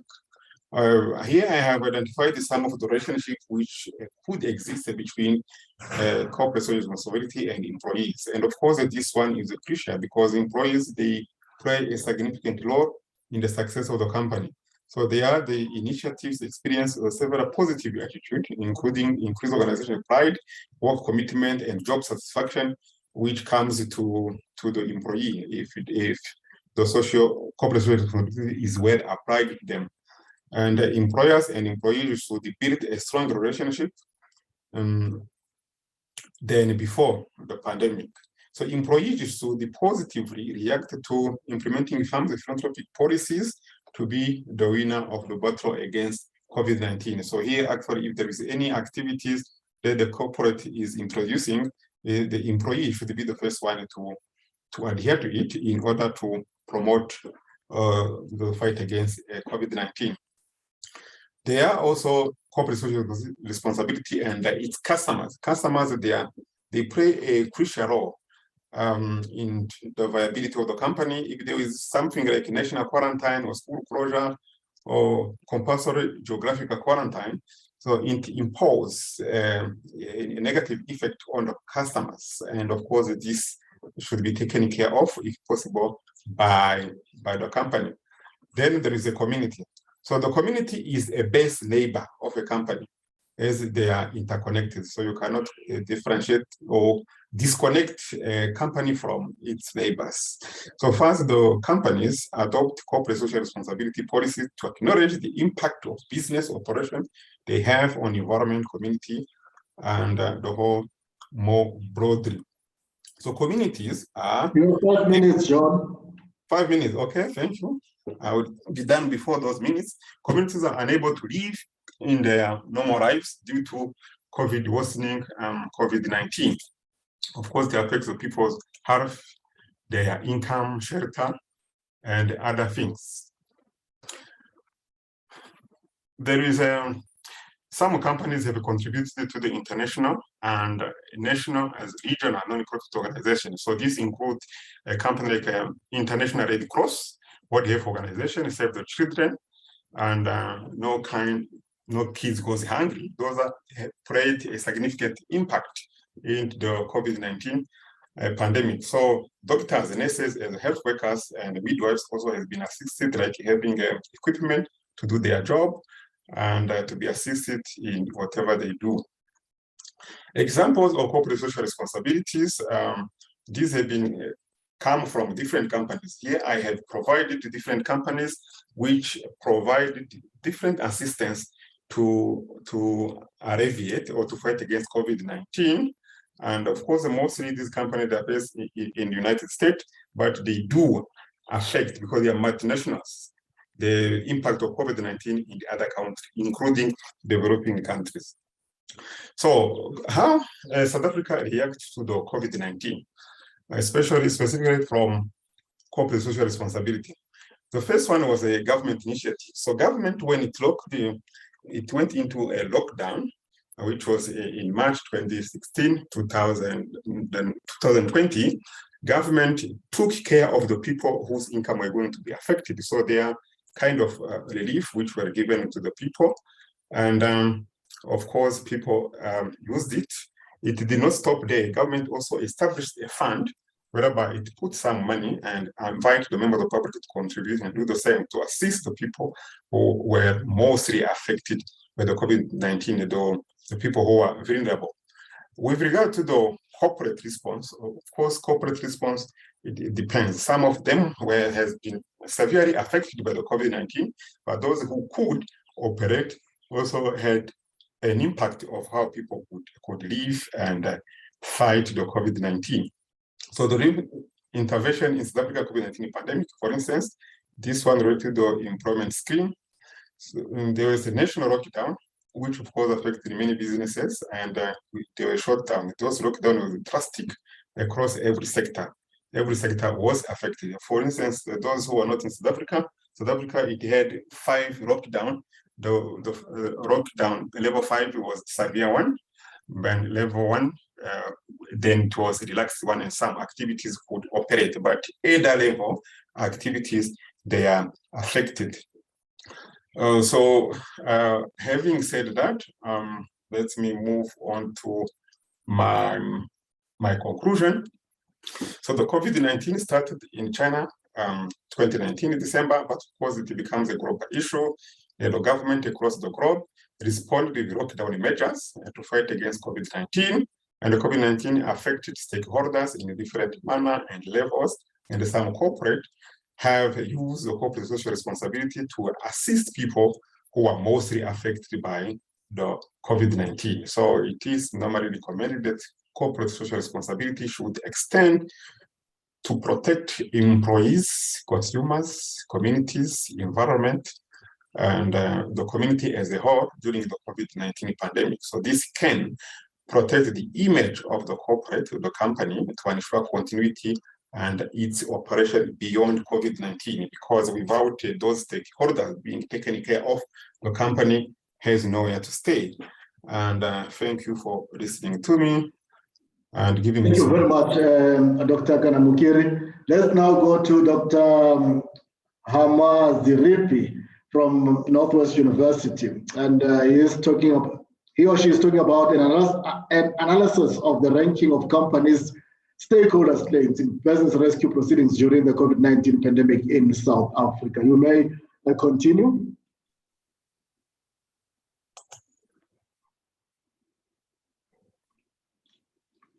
Thank you so much, Prof. Can you see my screen? Yes, we are able to see it. You may proceed. Thank you so much. The title of my presentation is an analysis of the ranking of company stakeholders' claims in business rescue proceedings during the COVID-19 pandemic in South Africa. Here is the structure of the presentation. I'll start with the introduction, define a couple of key terms, then move on to discuss the importance of business rescue proceedings. After that, I'll examine the current ranking of claims and associated problems, after which I'll consider the COVID-19 pandemic, its effect on business rescue proceedings in South Africa. Then I will offer a few concluding remarks.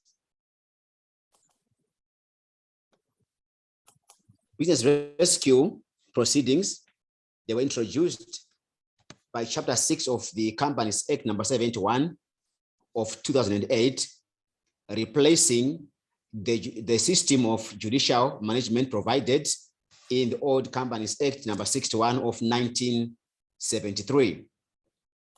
Business rescue proceedings form part of the core objectives of the Companies Act of 71-2008, as evident from Section 7K of that Act.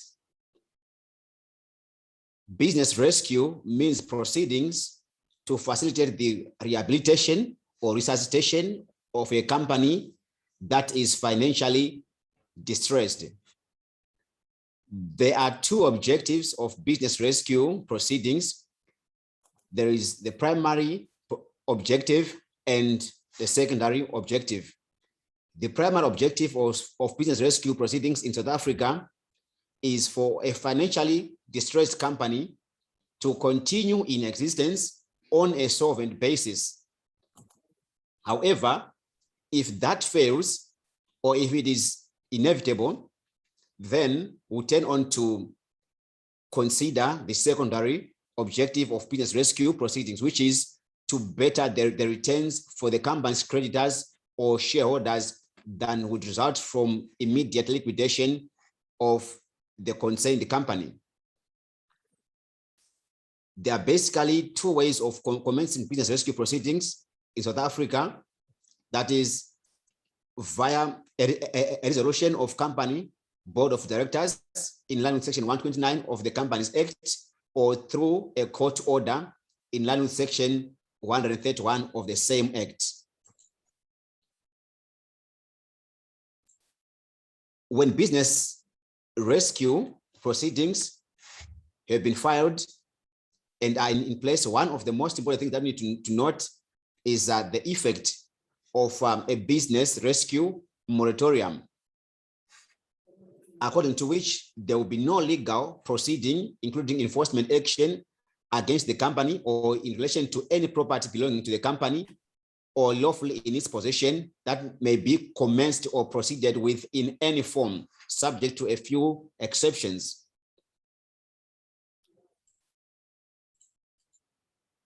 I'll move on to define some of the key terms. The first one is a financially distressed company. There are two factors that should be considered when determining whether a company is financially distressed. The first one is that it must appear, or it must be reasonably unlikely that the company will be able to pay all of its debts as they become due and payable within the immediately ensuing 6 months, or it appears to be likely that the company will become insolvent within the immediately ensuing 6 months. That's in line with section 128 of the Companies Act. In other words, a financially distressed company must fulfill the standards of both factual and commercial insolvency. The next definition is of an affected person, which refers to a shareholder or a creditor of the company or any registered trade union representing employees of the relevant company. And if any of the employees of the company are not represented by a registered trade union, each of those employees or their representatives, they also become affected persons. This is relevant with respect to the commencement of business rescue proceeding via a court order. Why business rescue? Firstly, judicial management failed to rehabilitate financially distressed companies in South Africa. You must also note that the failure of a company affects not only the shareholders of that company, but also the employees, their dependents, the directors of the company, and the community at large. Like what one of the previous speakers said, we cannot separate a company from the community in which it operates. In short, corporate failure affects a country's economic growth. For example, South Africa's formal sector creates employment for approximately 10 million employees, which equates to about 690 billion. Those are 2019 figures. Therefore, it is important that measures be put in place to rehabilitate financially distressed companies that have a reasonable chance of being resuscitated back to solvency. For example, there are some famous companies that have filed for business rescue proceedings recently. Some of them include SAA, Edcon, Comem, and Phumelela. I'll move on to look at the current ranking of claims and some of the associated problems. When determining which stakeholder gets preference in terms of business rescue proceedings, it requires an interpretation of section 135, subsection 3 of the Companies Act, like what was held in the case of Panama Properties, where the court held that because the statutory provisions governing business rescue are not always clearly drafted, the commendable goals of Chapter 6 are being hampered. So that's an admission that the way in which some of the provisions in Chapter 6 are worded could hinder the achievement of the original goals of business rescue proceedings in South Africa. However, what is exactly meant by interpretation of legislative provisions? That simply means a process of attributing meaning to the words used in the legislation, having regard to the context and the circumstances attendant upon its coming into existence. That's a direct quote from the case of Natal Joint Municipal Pension Fund versus Endumeni Municipality. We can also refer to Section 5 of the Companies Act to consider how provisions of the Companies Act should be interpreted. In that section, it is clear that the provisions of the Companies Act must be interpreted in line with the purpose of the Act, and reference might also be made to foreign law.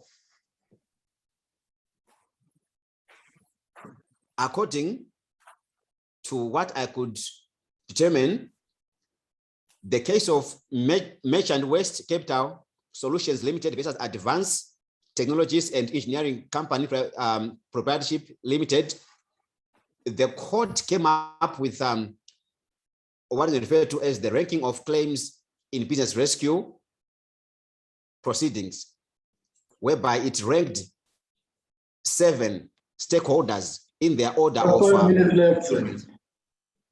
Thank you. The first one is a business rescue practitioner who will be remunerated and also for all the expenses incurred and other persons, including legal and other professionals, for cost of business rescue proceedings. Then second in preference are employees for any remuneration which became due and payable after business rescue proceedings began. Then third, we have secured lenders or other creditors. Then fourth, we have unsecured lenders or other creditors for any loan or supply made after the business rescue proceedings began. That is post-commencement finance in line with section 135, subsection 3, paragraph A and subparagraph 2. Then fifth in preference, we have secured lenders or other creditors for any loan or supply made before business rescue proceedings. So we are seeing here these secured lenders being ranked lower than unsecured lenders who provided post-commencement finance. Then six to be preferred are employees for any remuneration which became due and payable before business rescue proceedings began. Then lastly, we have unsecured lenders or other creditors for any loan or supply made before business rescue proceedings began. I'll move on to look at some of the problems with the current ranking of claims.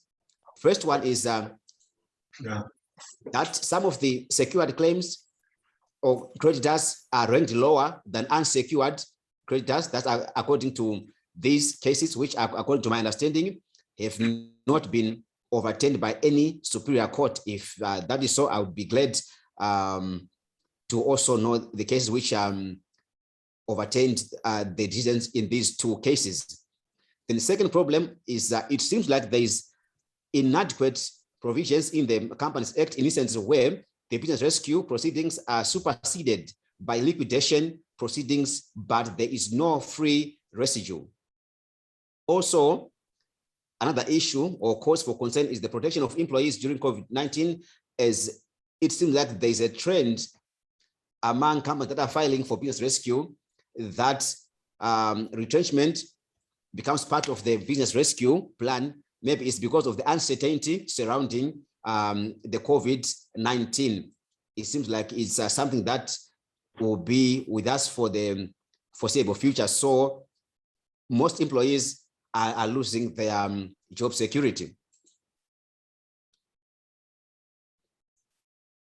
In the case of Diana versus Minister of Justice and Correctional Services, it was hinted that the reconciliation of sections 135 subsection 3 and 143 subsection 5 of the Companies Act is key. However, the Constitutional Court did not make a finding on that issue.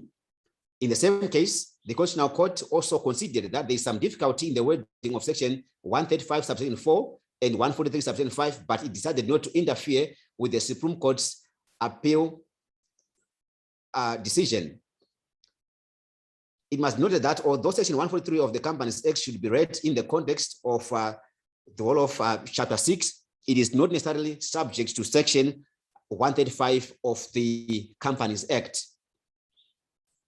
I'll look at how the You have a COVID-19 minute left, sir. Sorry? You have a minute left. Thank you.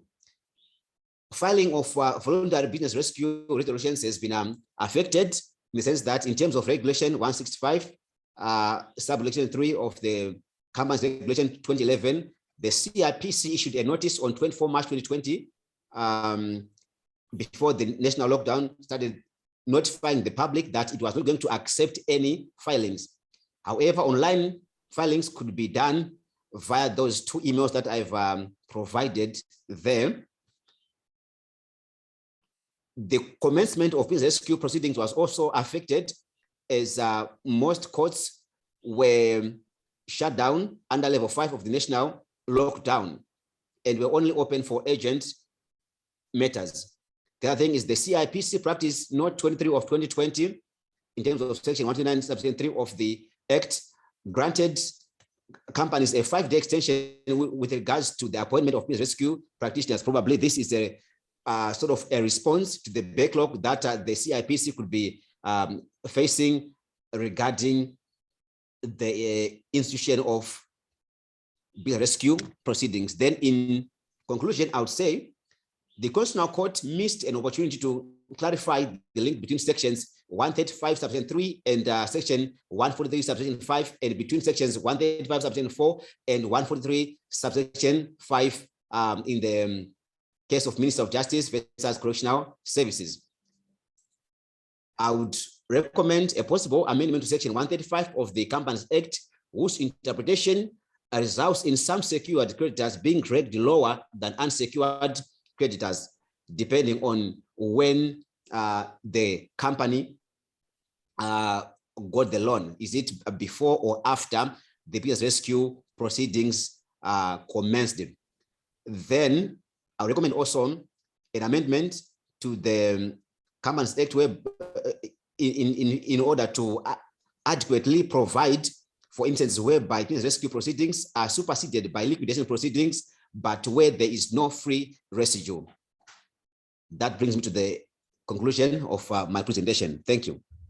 Thank you very much. Let's go swiftly to the third presentation on this particular session by Ms. Kay Tambi from the University of the Witwatersrand. She is talking to us about social inequality, assurance, and corporate governance. You kindly proceed, ma'am. Thank you, Chair. Can you see my slides? Your line is a little bit bad. You are so far. Do you mind coming closer to the monitor? I am literally on top of my computer. Can you hear me now? Can you hear me now? Yeah, I'm not sure, but it's still a little bit not as audible. But let's try. Let's see how far we can go. Okay, let's try because I'm sitting with an outage at the moment. Okay, good afternoon and thank you for this opportunity. This paper that I'll be presenting today will actually be a paper that I will submit to Speculum Nudis for consideration for publication. As the chair pointed out, I'm talking about social inequality, assurance, and governance. Okay, I'm going to skip the introduction and just go into aim and objective of this research paper.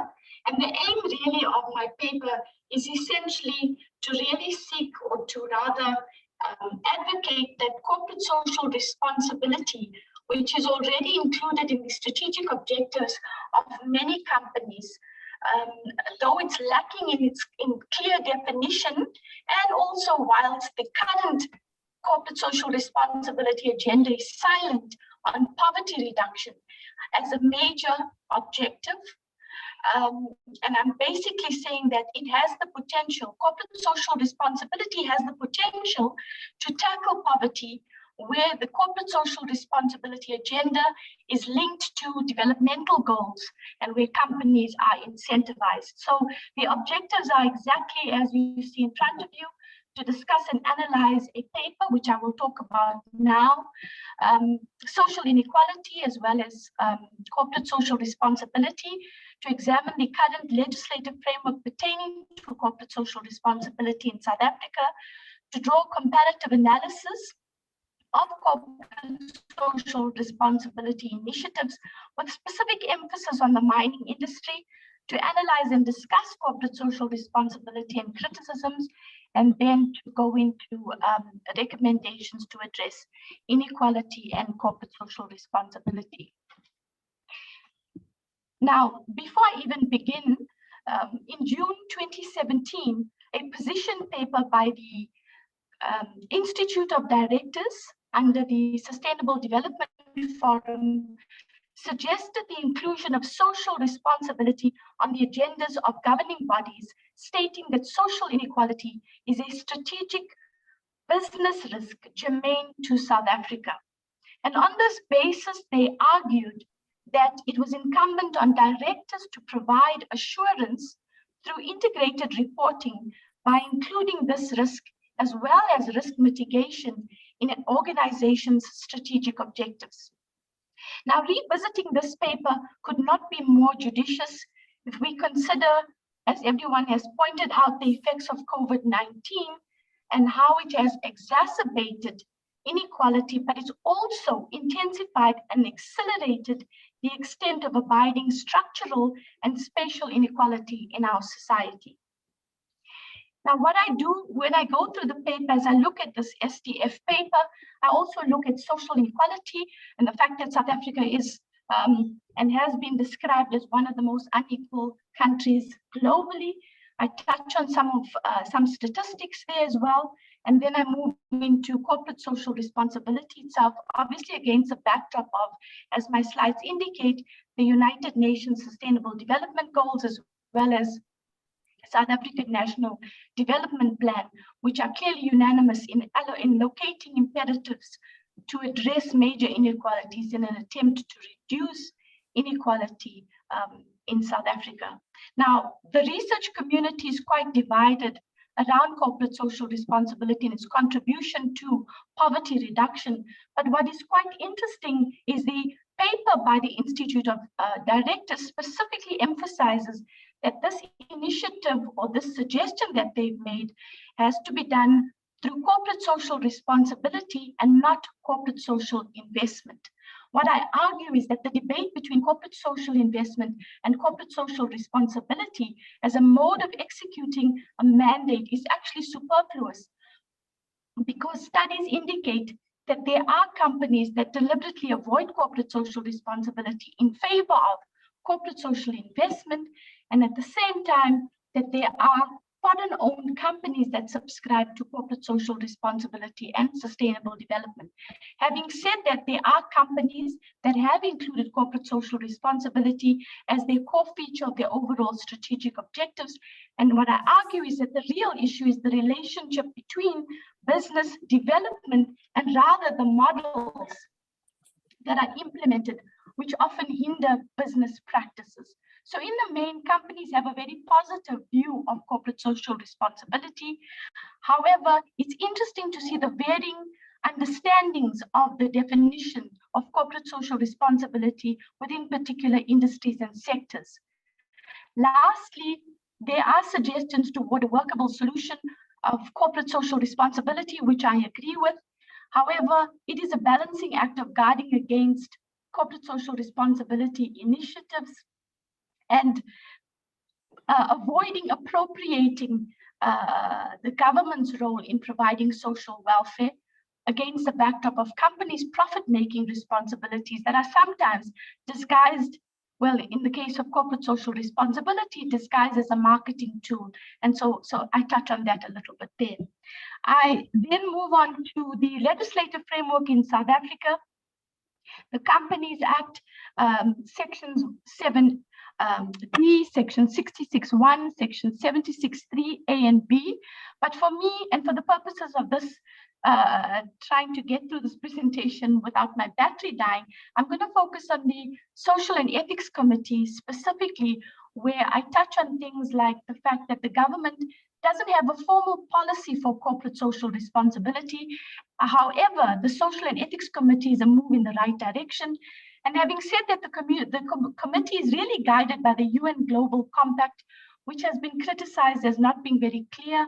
And the committee is not, however, guided by national instruments like the Guidance on Social Responsibility or the King Report. I also go on to say that the committee doesn't define social and economic development, but it does provide guidance. It does refer to community development as well as sponsorship, donations, and charitable giving.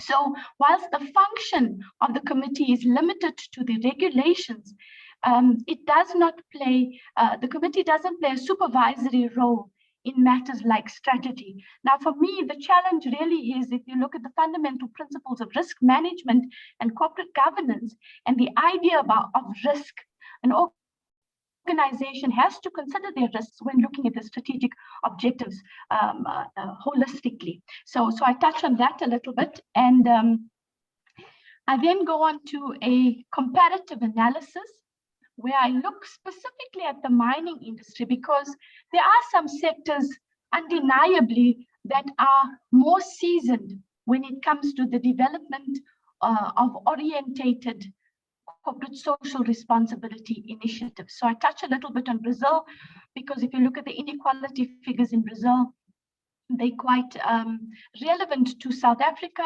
I touch on South Africa and the mining industry or the mining sector, and there are various initiatives by the mining industry, where the mining industry has often stepped in fact, in the place of government, for example, around HIV projects, Anglo-American, and so on and so forth. And then I touch on Zimbabwe, and a good example there of the You have 5 minutes, Kiasha. Okay, where the corporate social responsibility as a tool is effective in the development of poverty eradication, etc., etc. Then I move on to the analysis and the discussion around the corporate social responsibility argument, that it is an opportunity for the public sector agencies in developing countries to further their development goals. And it's unlikely that this could happen unless we can acknowledge analytical limitations, as well as a lack of governance regulation, greenwashing by companies, and so on and so forth. I touch on the government's role, really. And then lastly, and very quickly, recommendations. And what I argue here is that currently there have been arguments for the CSR definition to be amended, for the company law to include corporate social responsibility, etc. And what I argue is that if you look at it from a tax perspective, currently expenditure incurred by taxpayers in the production of income, and the challenge really is categorizing and quantifying corporate social responsibility costs, where there isn't a framework to really establish a link between direct costs for companies. And what I really argue in the end is that unless you fall within a categorization by SARS, these expenses don't qualify, except for obviously in the case of that does happen currently in practice. And I also talk about a binding private ruling 113, which has been associated with corporate social responsibility deductibility with the Code of Good Practice, when a multinational company inquired from SARS if they could use corporate social responsibility expenses in other countries as part of their economic development. And I basically make the argument that why do we continue to ignore this in South Africa? I touch a bit on that and the Warner-Lambert case. And then lastly, I conclude by really saying that when we look at this complex issue, you know, and all the great suggestions and the literature, what if we didn't make all these changes but looked at a binding ruling that one could consider for a class of individuals or persons, and really looking at how we can do that by establishing a well-defined non-trade related corporate social responsibility expenditure that could be linked to developmental goals. For example, more specifically, not just poverty or social inequality, but bring it closer to home and say education for a fixed period of time, 5 years, with the particular conditions in place. This would be a win-win for companies who would then be incentivized to invest. There are existing sections in the companies in the Income Tax Act that can be used to allow for certain deductions. And then I conclude by saying that the fundamental capabilities to tackle poverty, for example, in the context of our education profile in South Africa, it does play a role in the expansion of capabilities, well-educated workforce, contribution to social transformation, etc.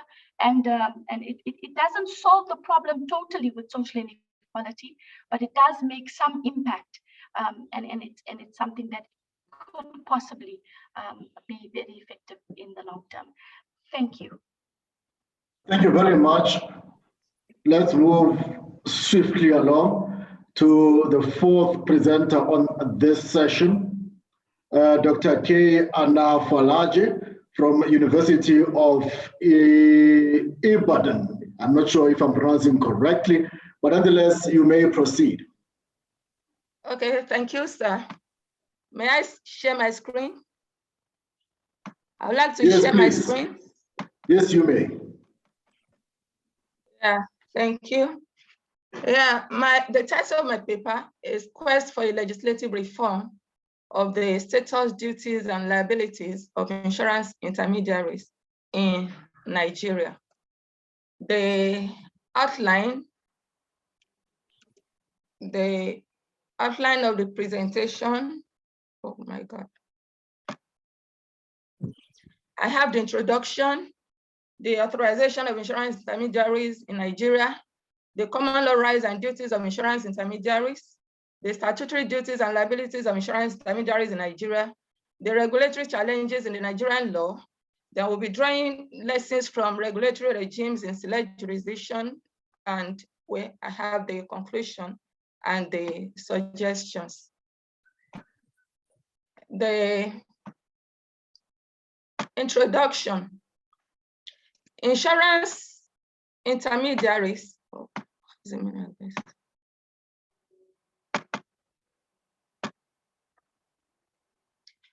Okay.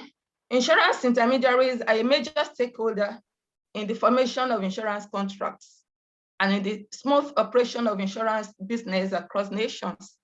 This is particularly so in view of the increasing complexity of insurance products and other intricacies associated generally with insurance contracts.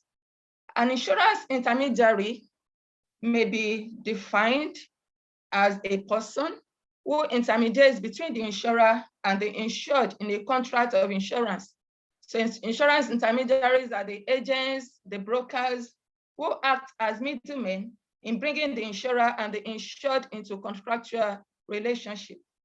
While an insurance agent could be a representative of the insurance company serving in such capacity as the managing director, the branch manager, or a full-time commission agent working for the insurer under the contract of service or another, an insurance broker is generally described as a professional who holds himself out as having a specialized or expert knowledge of insurance and insurance markets.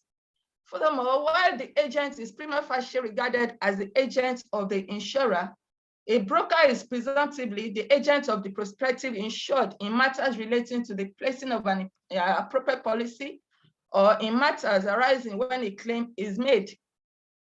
Generally, the relationship between the insurer and the insurance intermediary is dependent on the agency contract theory. Thus, the liability of the insurer for the act or omission of either the agent or the broker is determined by the actual or ostensible authority they possess, as the insurer, as the principal, cannot generally be banned by any act of an intermediary that is done without the requisite authority. So the regulatory framework for insurance intermediaries in Nigeria include the Insurance Act of 2003. Then we have the Marine Insurance Act of 1961, which is a replica of the Marine Insurance Act 1906 of UK. So in this presentation, we shall be examining the laws regulating insurance intermediaries in Nigeria with a view to determining its adequacy in protecting the insurance public against losses that could possibly emanate from their activities. Regulatory challenges associated with insurance intermediaries will be highlighted, and suggestions for reform will be proffered by examining regulatory regimes in some other common law jurisdictions. Then the second part of this paper deals with authorization of insurance intermediaries in Nigeria. In Nigeria, it's a punishable offense for anyone to engage in the business of insurance either as an agent or a broker without having been duly licensed as such. So for insurance agents, they are required to possess a certificate of proficiency issued by the Chartered Insurance Institute of Nigeria, as well as a license obtained from the National Insurance Commission, which is the major regulatory body for insurance business in Nigeria.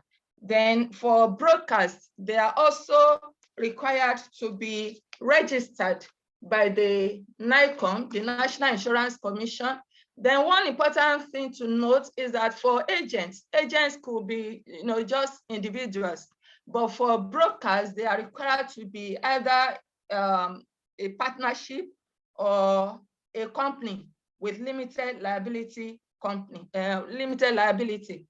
Then it is also statutorily required that each partner of a broking firm and the chief executive and the executive director must have been registered as an insurance broker by the Chartered Insurance Institute of Nigeria. So, of course, like I said, it's a punishable offense for anyone to engage in the business of insurance in Nigeria without having been duly licensed either as an agent or registered as a broker. Then the third part, those with the common law rights and duties of insurance intermediaries. Insurance intermediaries in Nigeria, they are entitled to the same rights and subject to the same duties as those available under the general principles of the law of agency at common law. So in this respect, for rights, the insurance intermediaries, they have the right to commission for services rendered. They have the right of indemnity for expenses incurred in the performance of their duty. Then they also have a right of lien. Then for duties could be categorized into two. We have the fiduciary duty as well as the general duties. Fiduciary duty connotes the duty to act with the highest good faith and honesty, and it precludes the intermediary from placing himself in a position where his personal interest conflicts with the duties owed by the principal. And for general duties, it includes the duty not to exceed given authority, the duty to act with proper care and skill, the duty to account for all money received, duty not to make secret profits. Okay, those are some of the examples of the common law duties and rights of the insurance intermediaries. Then the fourth part deals with the statutory duties and liabilities of insurance intermediaries in Nigeria. For agents, statutes have not imposed any special duty or liability on the agents, simply because they are tied to some insurance companies. An agent could serve as an agent for about 5 insurance companies. But a major statutory duty imposed upon the agent is the fact that when premiums are collected, they must be immediately remitted to the insurer. Then for brokers being professionals in this business, some statutory duties are imposed on them, which include the duty to maintain a professional indemnity cover of not less than a certain amount, which is about 10 million naira or 50% of his annual brokerage income for the preceding year, whichever is greater. Then it is also required of a broker to have as a member of his senior management staff at least one person who has professional qualification in insurance or at least 7 years experience at senior management level with an insurance or insurance broking firm. There's also the duty to keep a register of business transacted on annual basis, establish and maintain at all times the client's account, not later, unlike the agents who are required to remit premiums to insurers immediately. For brokers, they have 30 days within which to remit premiums collected on behalf of the insurer to the insurers. Then where the agent or the brokers fail in their duty, in these statutory duties, fines could be imposed, and in extreme cases, the license or the registration of the license of the agents might be cancelled, the registration of the broker might be withdrawn. Then we have some regulatory challenges as far as the insurance intermediaries in Nigeria are concerned. One of them is the status of the intermediary in relation to pre-contractual disclosure of material facts. Section 19 of the Marine Insurance Act, 1906, okay, we have a similar provision under Section 21 of the Marine Insurance Act, 1961. That section imposes a duty on the agent effecting insurance for the assured to disclose to the insurer every material circumstance which is known to himself. And an agent to insure is deemed to know every circumstance which in the ordinary course of business ought to be known by him or to have been communicated to him, as well as every material circumstance which the assured is bound to disclose unless it comes to his knowledge too late to communicate into the agent. Well, arguably, there may not be any contention as regards the status of the broker in this regard, since the broker is generally regarded as the agent of the insured. Okay. You have 5 minutes left, ma'am. Okay, sir. But when for an agent, especially an agent who has assisted the insured or the proposer to complete a proposal form, it is deemed that the agent is the agent of the insured.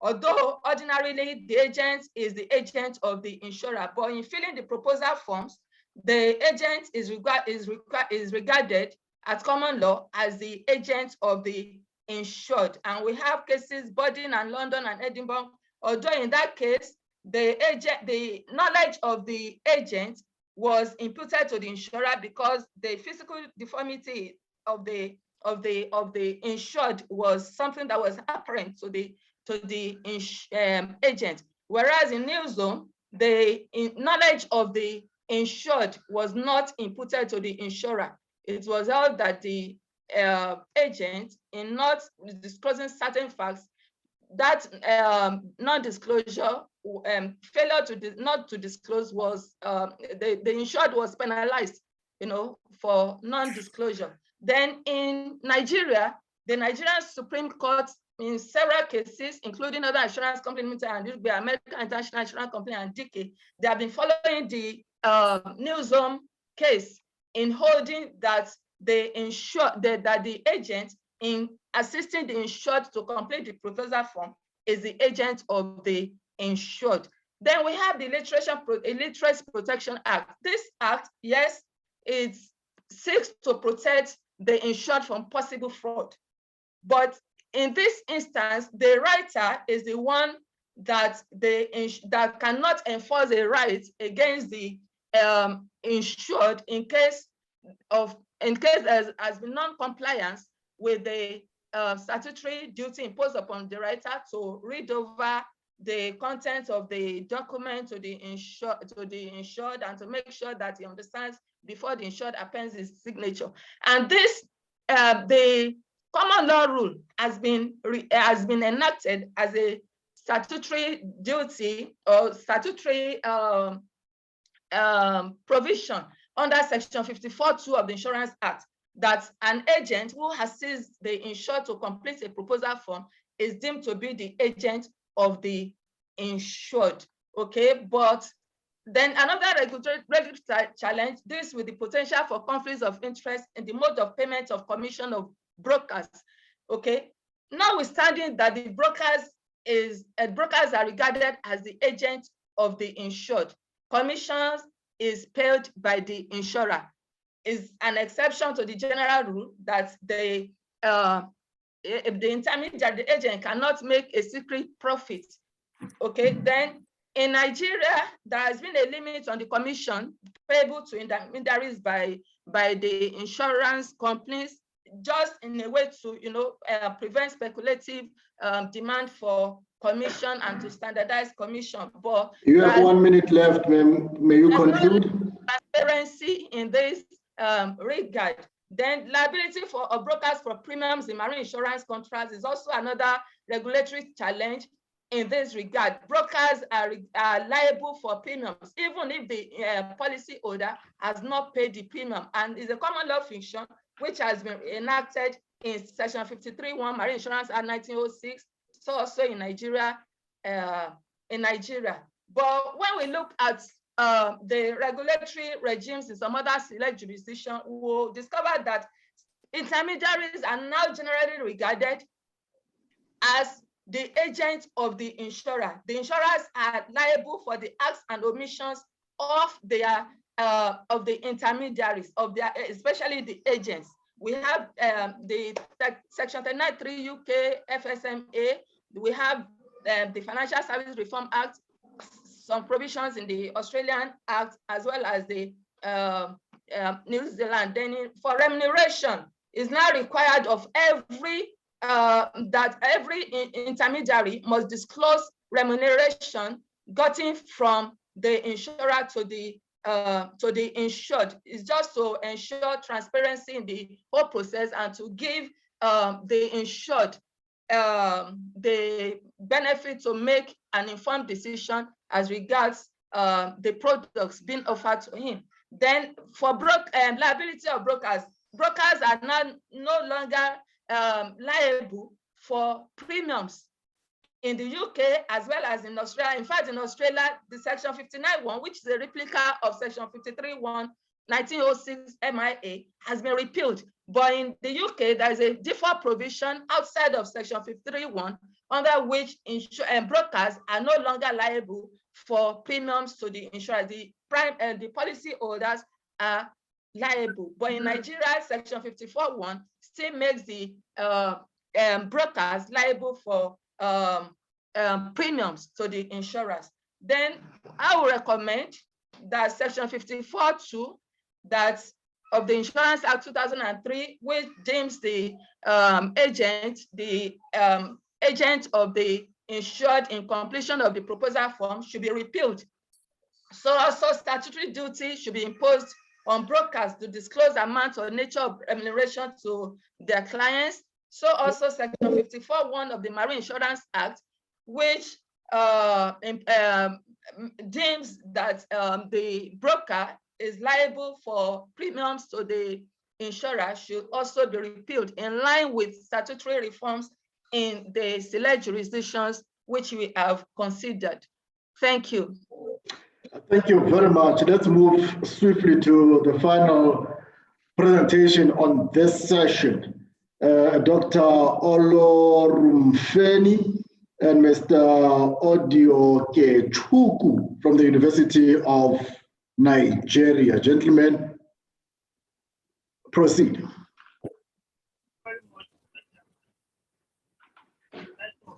You are not audible. I'm not sure. Can you move closer to the monitor?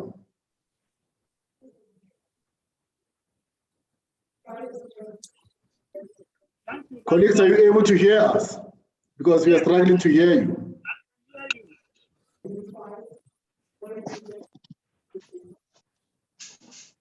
I can hear you. I can hear you. Yes, you are a little bit not that audible, but let's proceed and see. Perhaps maybe it might improve as you go along. Okay now. Mr. Chairman. Mr. Chairman, can you hear me now? Yes, I can hear you. You may proceed. Maybe it will be better as you move along. And we can see your presentation as well, so you might proceed. Thank you, Mr. Chairman. The title of our paper is COVID-19 and Corporate Governance Challenges.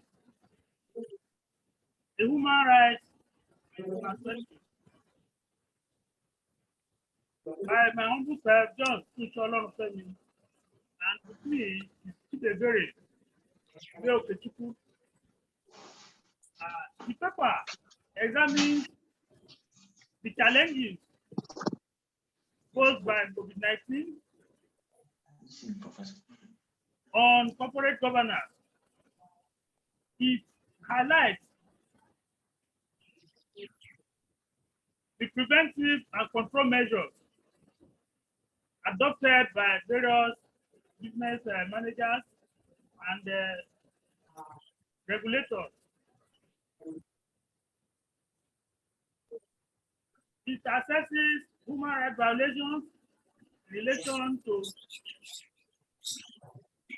corporate governance,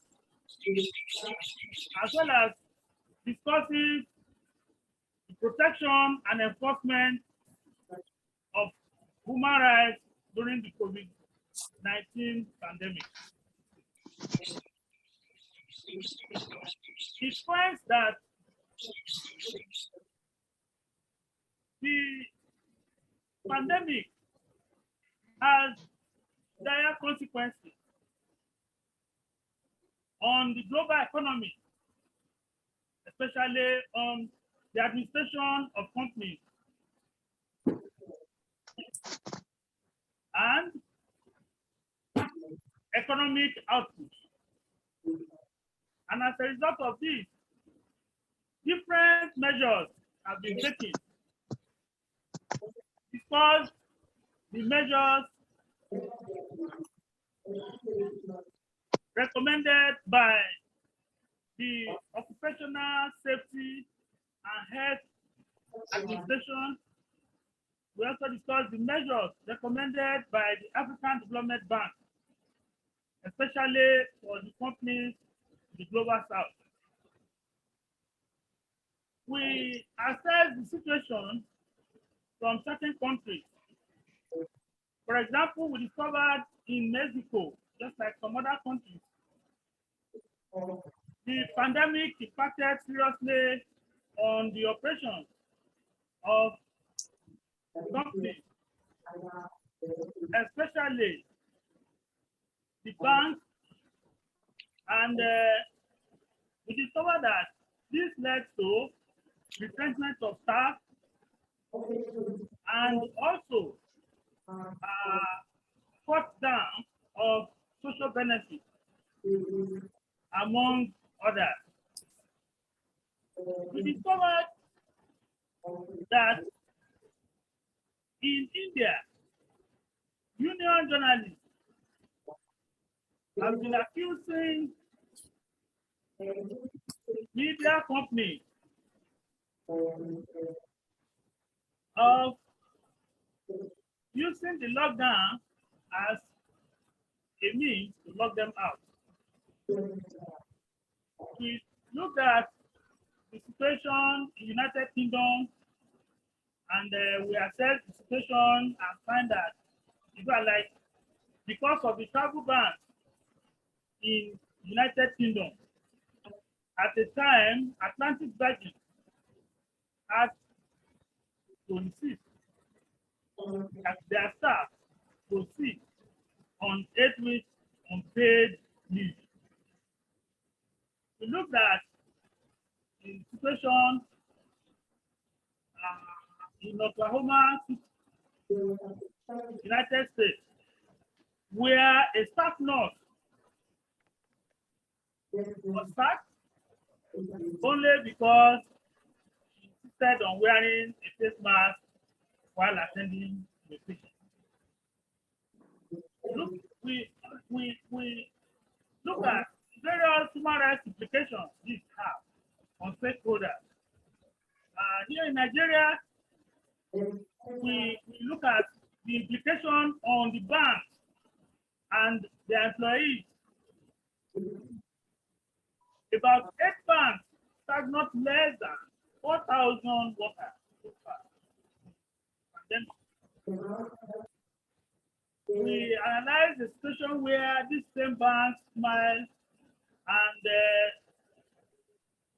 Their bank statements have not revealed reasons why they have to embark on arbitrary dismissal of their staff. For example, Access Bank declared a profit of 102.3 billion last year, and yet they returned over 1,000 workers without any explanation. Forms of arbitrariness, no doubt, have implications on human rights, especially human dignity, equality, and freedom. We look at some of the measures that have been taken, the effect on the administration of companies. We found that both the decision-making processes and even board meetings, including operation of all transactions through online. For instance, in Nigeria, just recently, just few days back, the federal government launched digital currency. All these will further lead to cut down of tax expense. Because at the end of the day, most of the things that are done will now be done through also look at this effect that affected security of jobs and tenure of employment. And we say, I think this is not enough. There are some measures that have been taken, such as compulsory vaccination of staff. Apart from compulsory vaccination of staff, we also find that there is monitoring, surveillance monitoring. All these have human rights. For instance, in the case of compulsory vaccination, even though the argument may be that those who refuse to be vaccinated may endanger data number of people. We should also know that the right of the patient, right of informed voluntary consent to medical treatment. Even though these rights are not absolute, just as the right to privacy is also not absolute. We understand that, but at least while implementing some of these policies, the code of medical ethics should as much as possible. Where there are exceptions, like in the case of the pandemic, such as the risk to public health.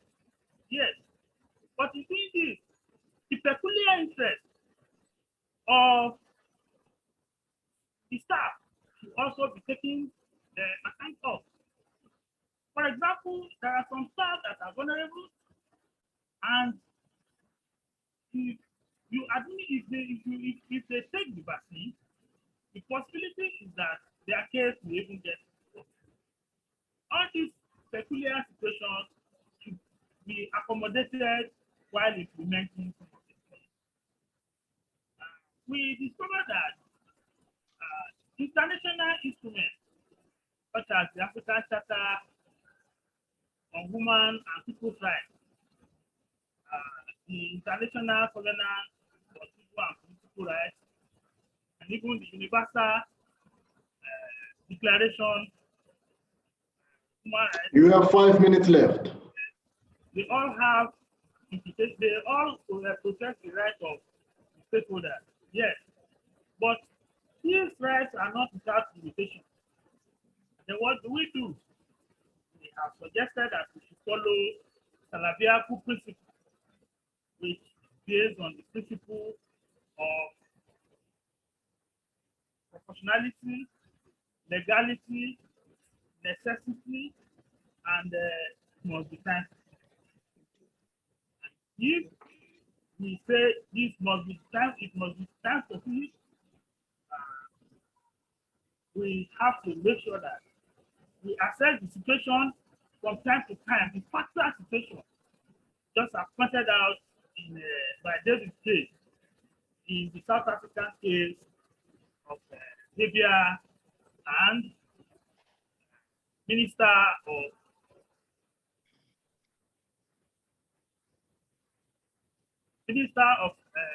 Cultural Governance and Cooperative Governance, Minister of Cooperative Governance, and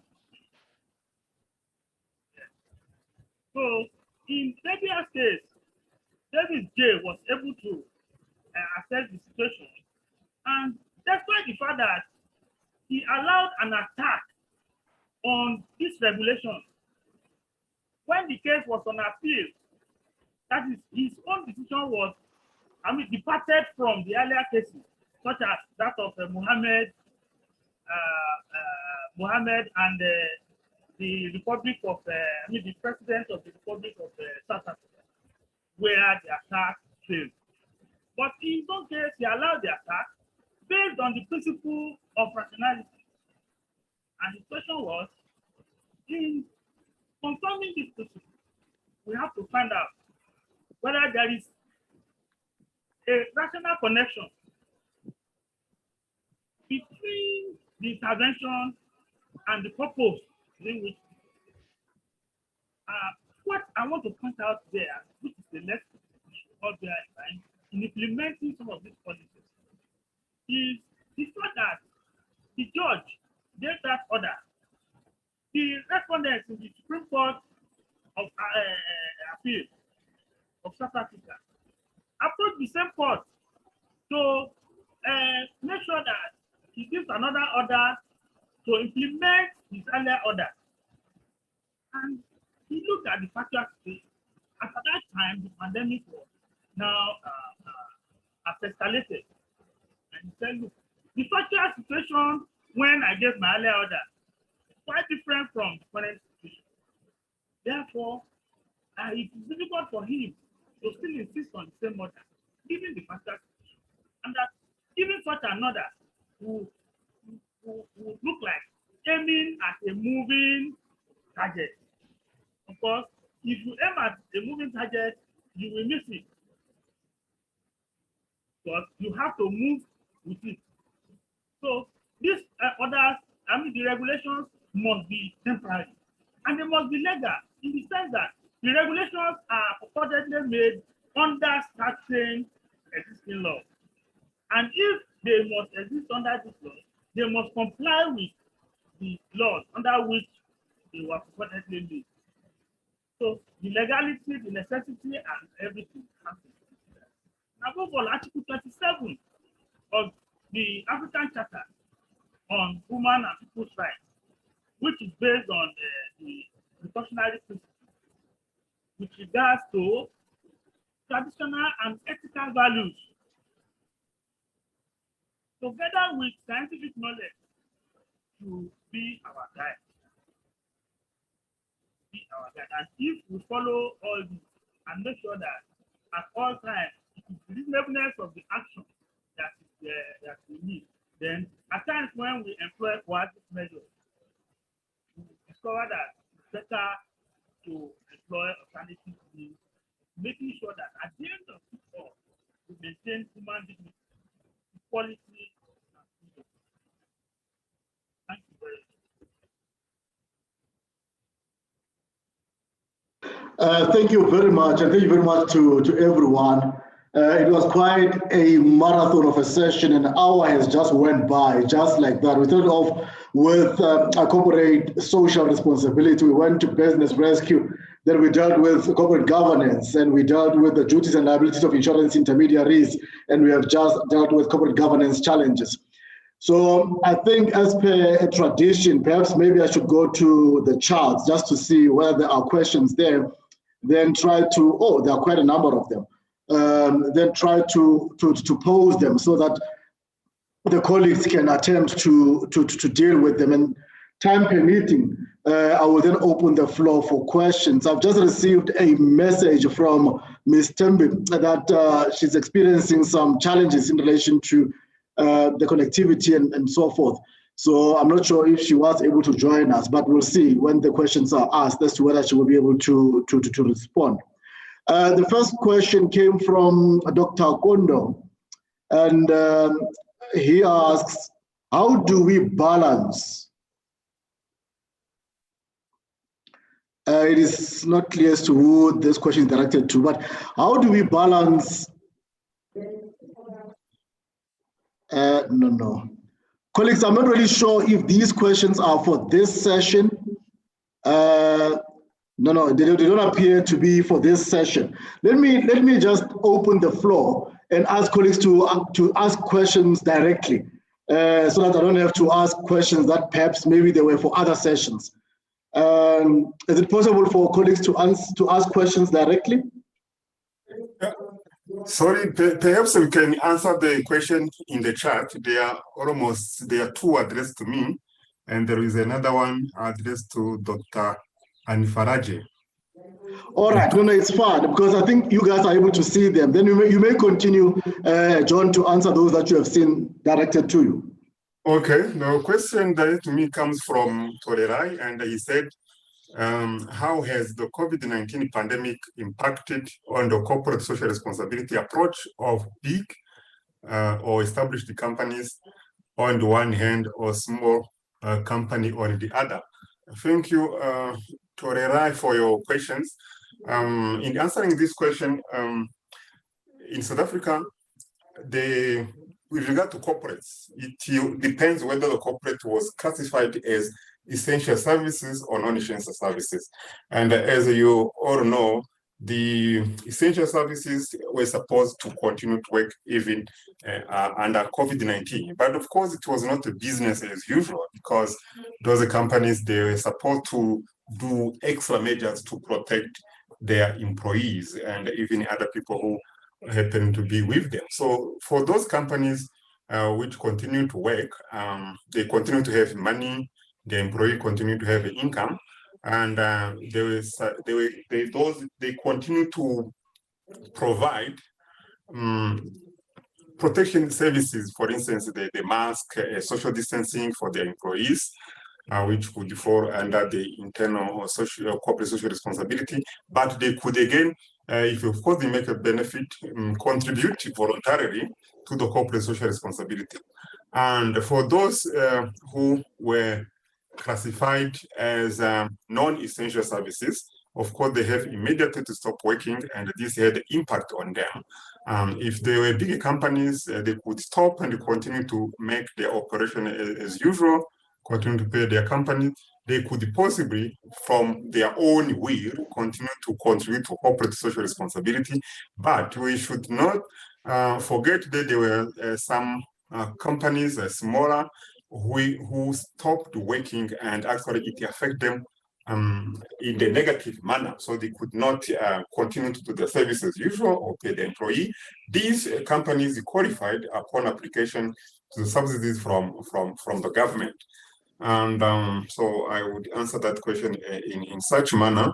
The second question addressed to me is from Francina, and it says, what is the legal status of corporate social responsibility in South African corporations? That is, does South Africa have any legislative framework designed to enforce corporate social responsibility, or is still voluntary as provided by other countries such as UK? Corporate social responsibility is voluntary in South Africa, but companies are strongly encouraged to engage in activities related to corporate social responsibility. Actually, they should involve in activities to develop the community of where they are, they take care of their environment, and of course, take care of other stakeholders who are involved in such a matter. So it's voluntary, like it is applied in other countries such as UK, as you have indicated. So those are the two questions directed to me. Then over to other people. All right. Okay. No, thank you very much. I now see what's going on here. I think there's a question directed to Dr. Hama Zirepi from Francisca Tsetu as well. Says, what other recommendations do you think ZIM should consider in case of a similar situation whereby courts have no capacity or cannot receive documents needed for proceedings of business rescue in ZIM, considering such regulations for level can be imposed again? Thank you, Prof. I think that's from my previous presentation and I've already addressed it. Oh, all right. Another question that goes to Dr. Ani Falaje. Please shed more light on the challenges faced by the insurance companies in Nigeria as exacerbated by the advent of COVID-19 pandemic. Second, what is the nexus between your presentation and the challenges faced by corporate governance in this era of COVID-19, which is our new reality? Well, thank you, Dr. sir. Anifalaje? Yes, thank you, sir. I must say that the focus of this presentation, of my presentation, is not on COVID-19 in any event. To answer the first question, I would say that the insurance companies in Nigeria, just like other business enterprises, face the same challenges occasioned by the outbreak of the COVID-19 pandemic. The insurance companies, they have a greater exposure to different risks, including risk in health, travel, and business interruption risks, and they have to pay such claims. And another one is that the insurance companies, they benefit from the COVID-19 because it affects their it affects their productivity. No, it's not a benefit; they suffer because it negatively affects their productivity. So just like other enterprises, other companies, insurance companies face the same challenges occasioned by the COVID-19 pandemic. Then with regards to the second question, which is the nexus between my presentation and the challenges faced by corporate governance in this era of COVID-19, which is a new reality, I think the presentations we have had so far since morning have, some of them have addressed this issue. Thank you. Thank you very much. I'm not sure if there are questions from other colleagues, but let me just abuse my position as chair and ask a question to Dr. Hama Zirepi. I was quite intrigued on your take of the Dina case, which was decided by the Constitutional Court, and your view that it has missed an opportunity to clarify the link between section 135.3 and 143.5, and between section 135 subsection 4 and 143 subsection 5 of the Companies Act. What I want to understand, because that case, as I understand it, it was more about the remuneration of business rescue practitioners. And as I understand your presentation, you are dealing with the ranking of business stakeholders' claims in the process itself. I just want to understand how then, in your view, should the Constitutional Court, Kampepe, who delivered the majority in this case, ought to have provided that clarity? What seems to be unclear on those provisions, and what sort of clarity, perhaps, in your view, was needed in this regard?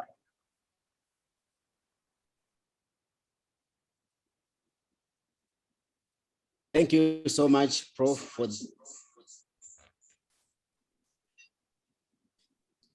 Thank you for the question. The reconciliation between section 135, subsection 3, and 143 and subsection 5, and between section 135, subsection 4, and 143, subsection 5, as noted from paragraph 65 of that case, the judge herself held that there is an anomaly between those two provisions, and the reason why she was not willing to go into or to make a finding on the issue was that the issue was just raised in obiter. It wasn't one of the arguments by both parties, but she admitted, or she conceded, that there's anomaly in the wording of those sections. So what sort of clarity I would have loved was to see who has preference between the business rescue practitioner and the provision of section 135, that is with respect to employees that have outstanding salaries or payments. That's what I would have expected maybe to be clarified by the Constitutional Court. I'm not sure if I answered the question. No, thank you. What I'm struggling with perhaps isn't that particular question answered by the Insolvency Act itself, which seeks to provide some clarity, especially in section 89 of the Insolvency Act? I don't think so, because that provision in the was not at issue when the judge looked at those two provisions, and her admission also that the wording brings about an anomaly points to the fact that there is something that that might require to be attended to. All right, no, that's fine. Let me leave it there. And thank you very much. And thank you very much to everyone. I'm not sure if there is anyone who has a question, because we still have about 7 minutes before we get to the bottom of the top of the hour, which is the time that we have been allocated for this session. Is there anyone who has a question to further engage the presenters? All right. In the absence of any question, let me thank all the presenters for bracing us with their presentations. Hopefully you are going to go back and work on them and improve them so that they can be considered for publication. And let me just bring back the matter to Mr. Mohan.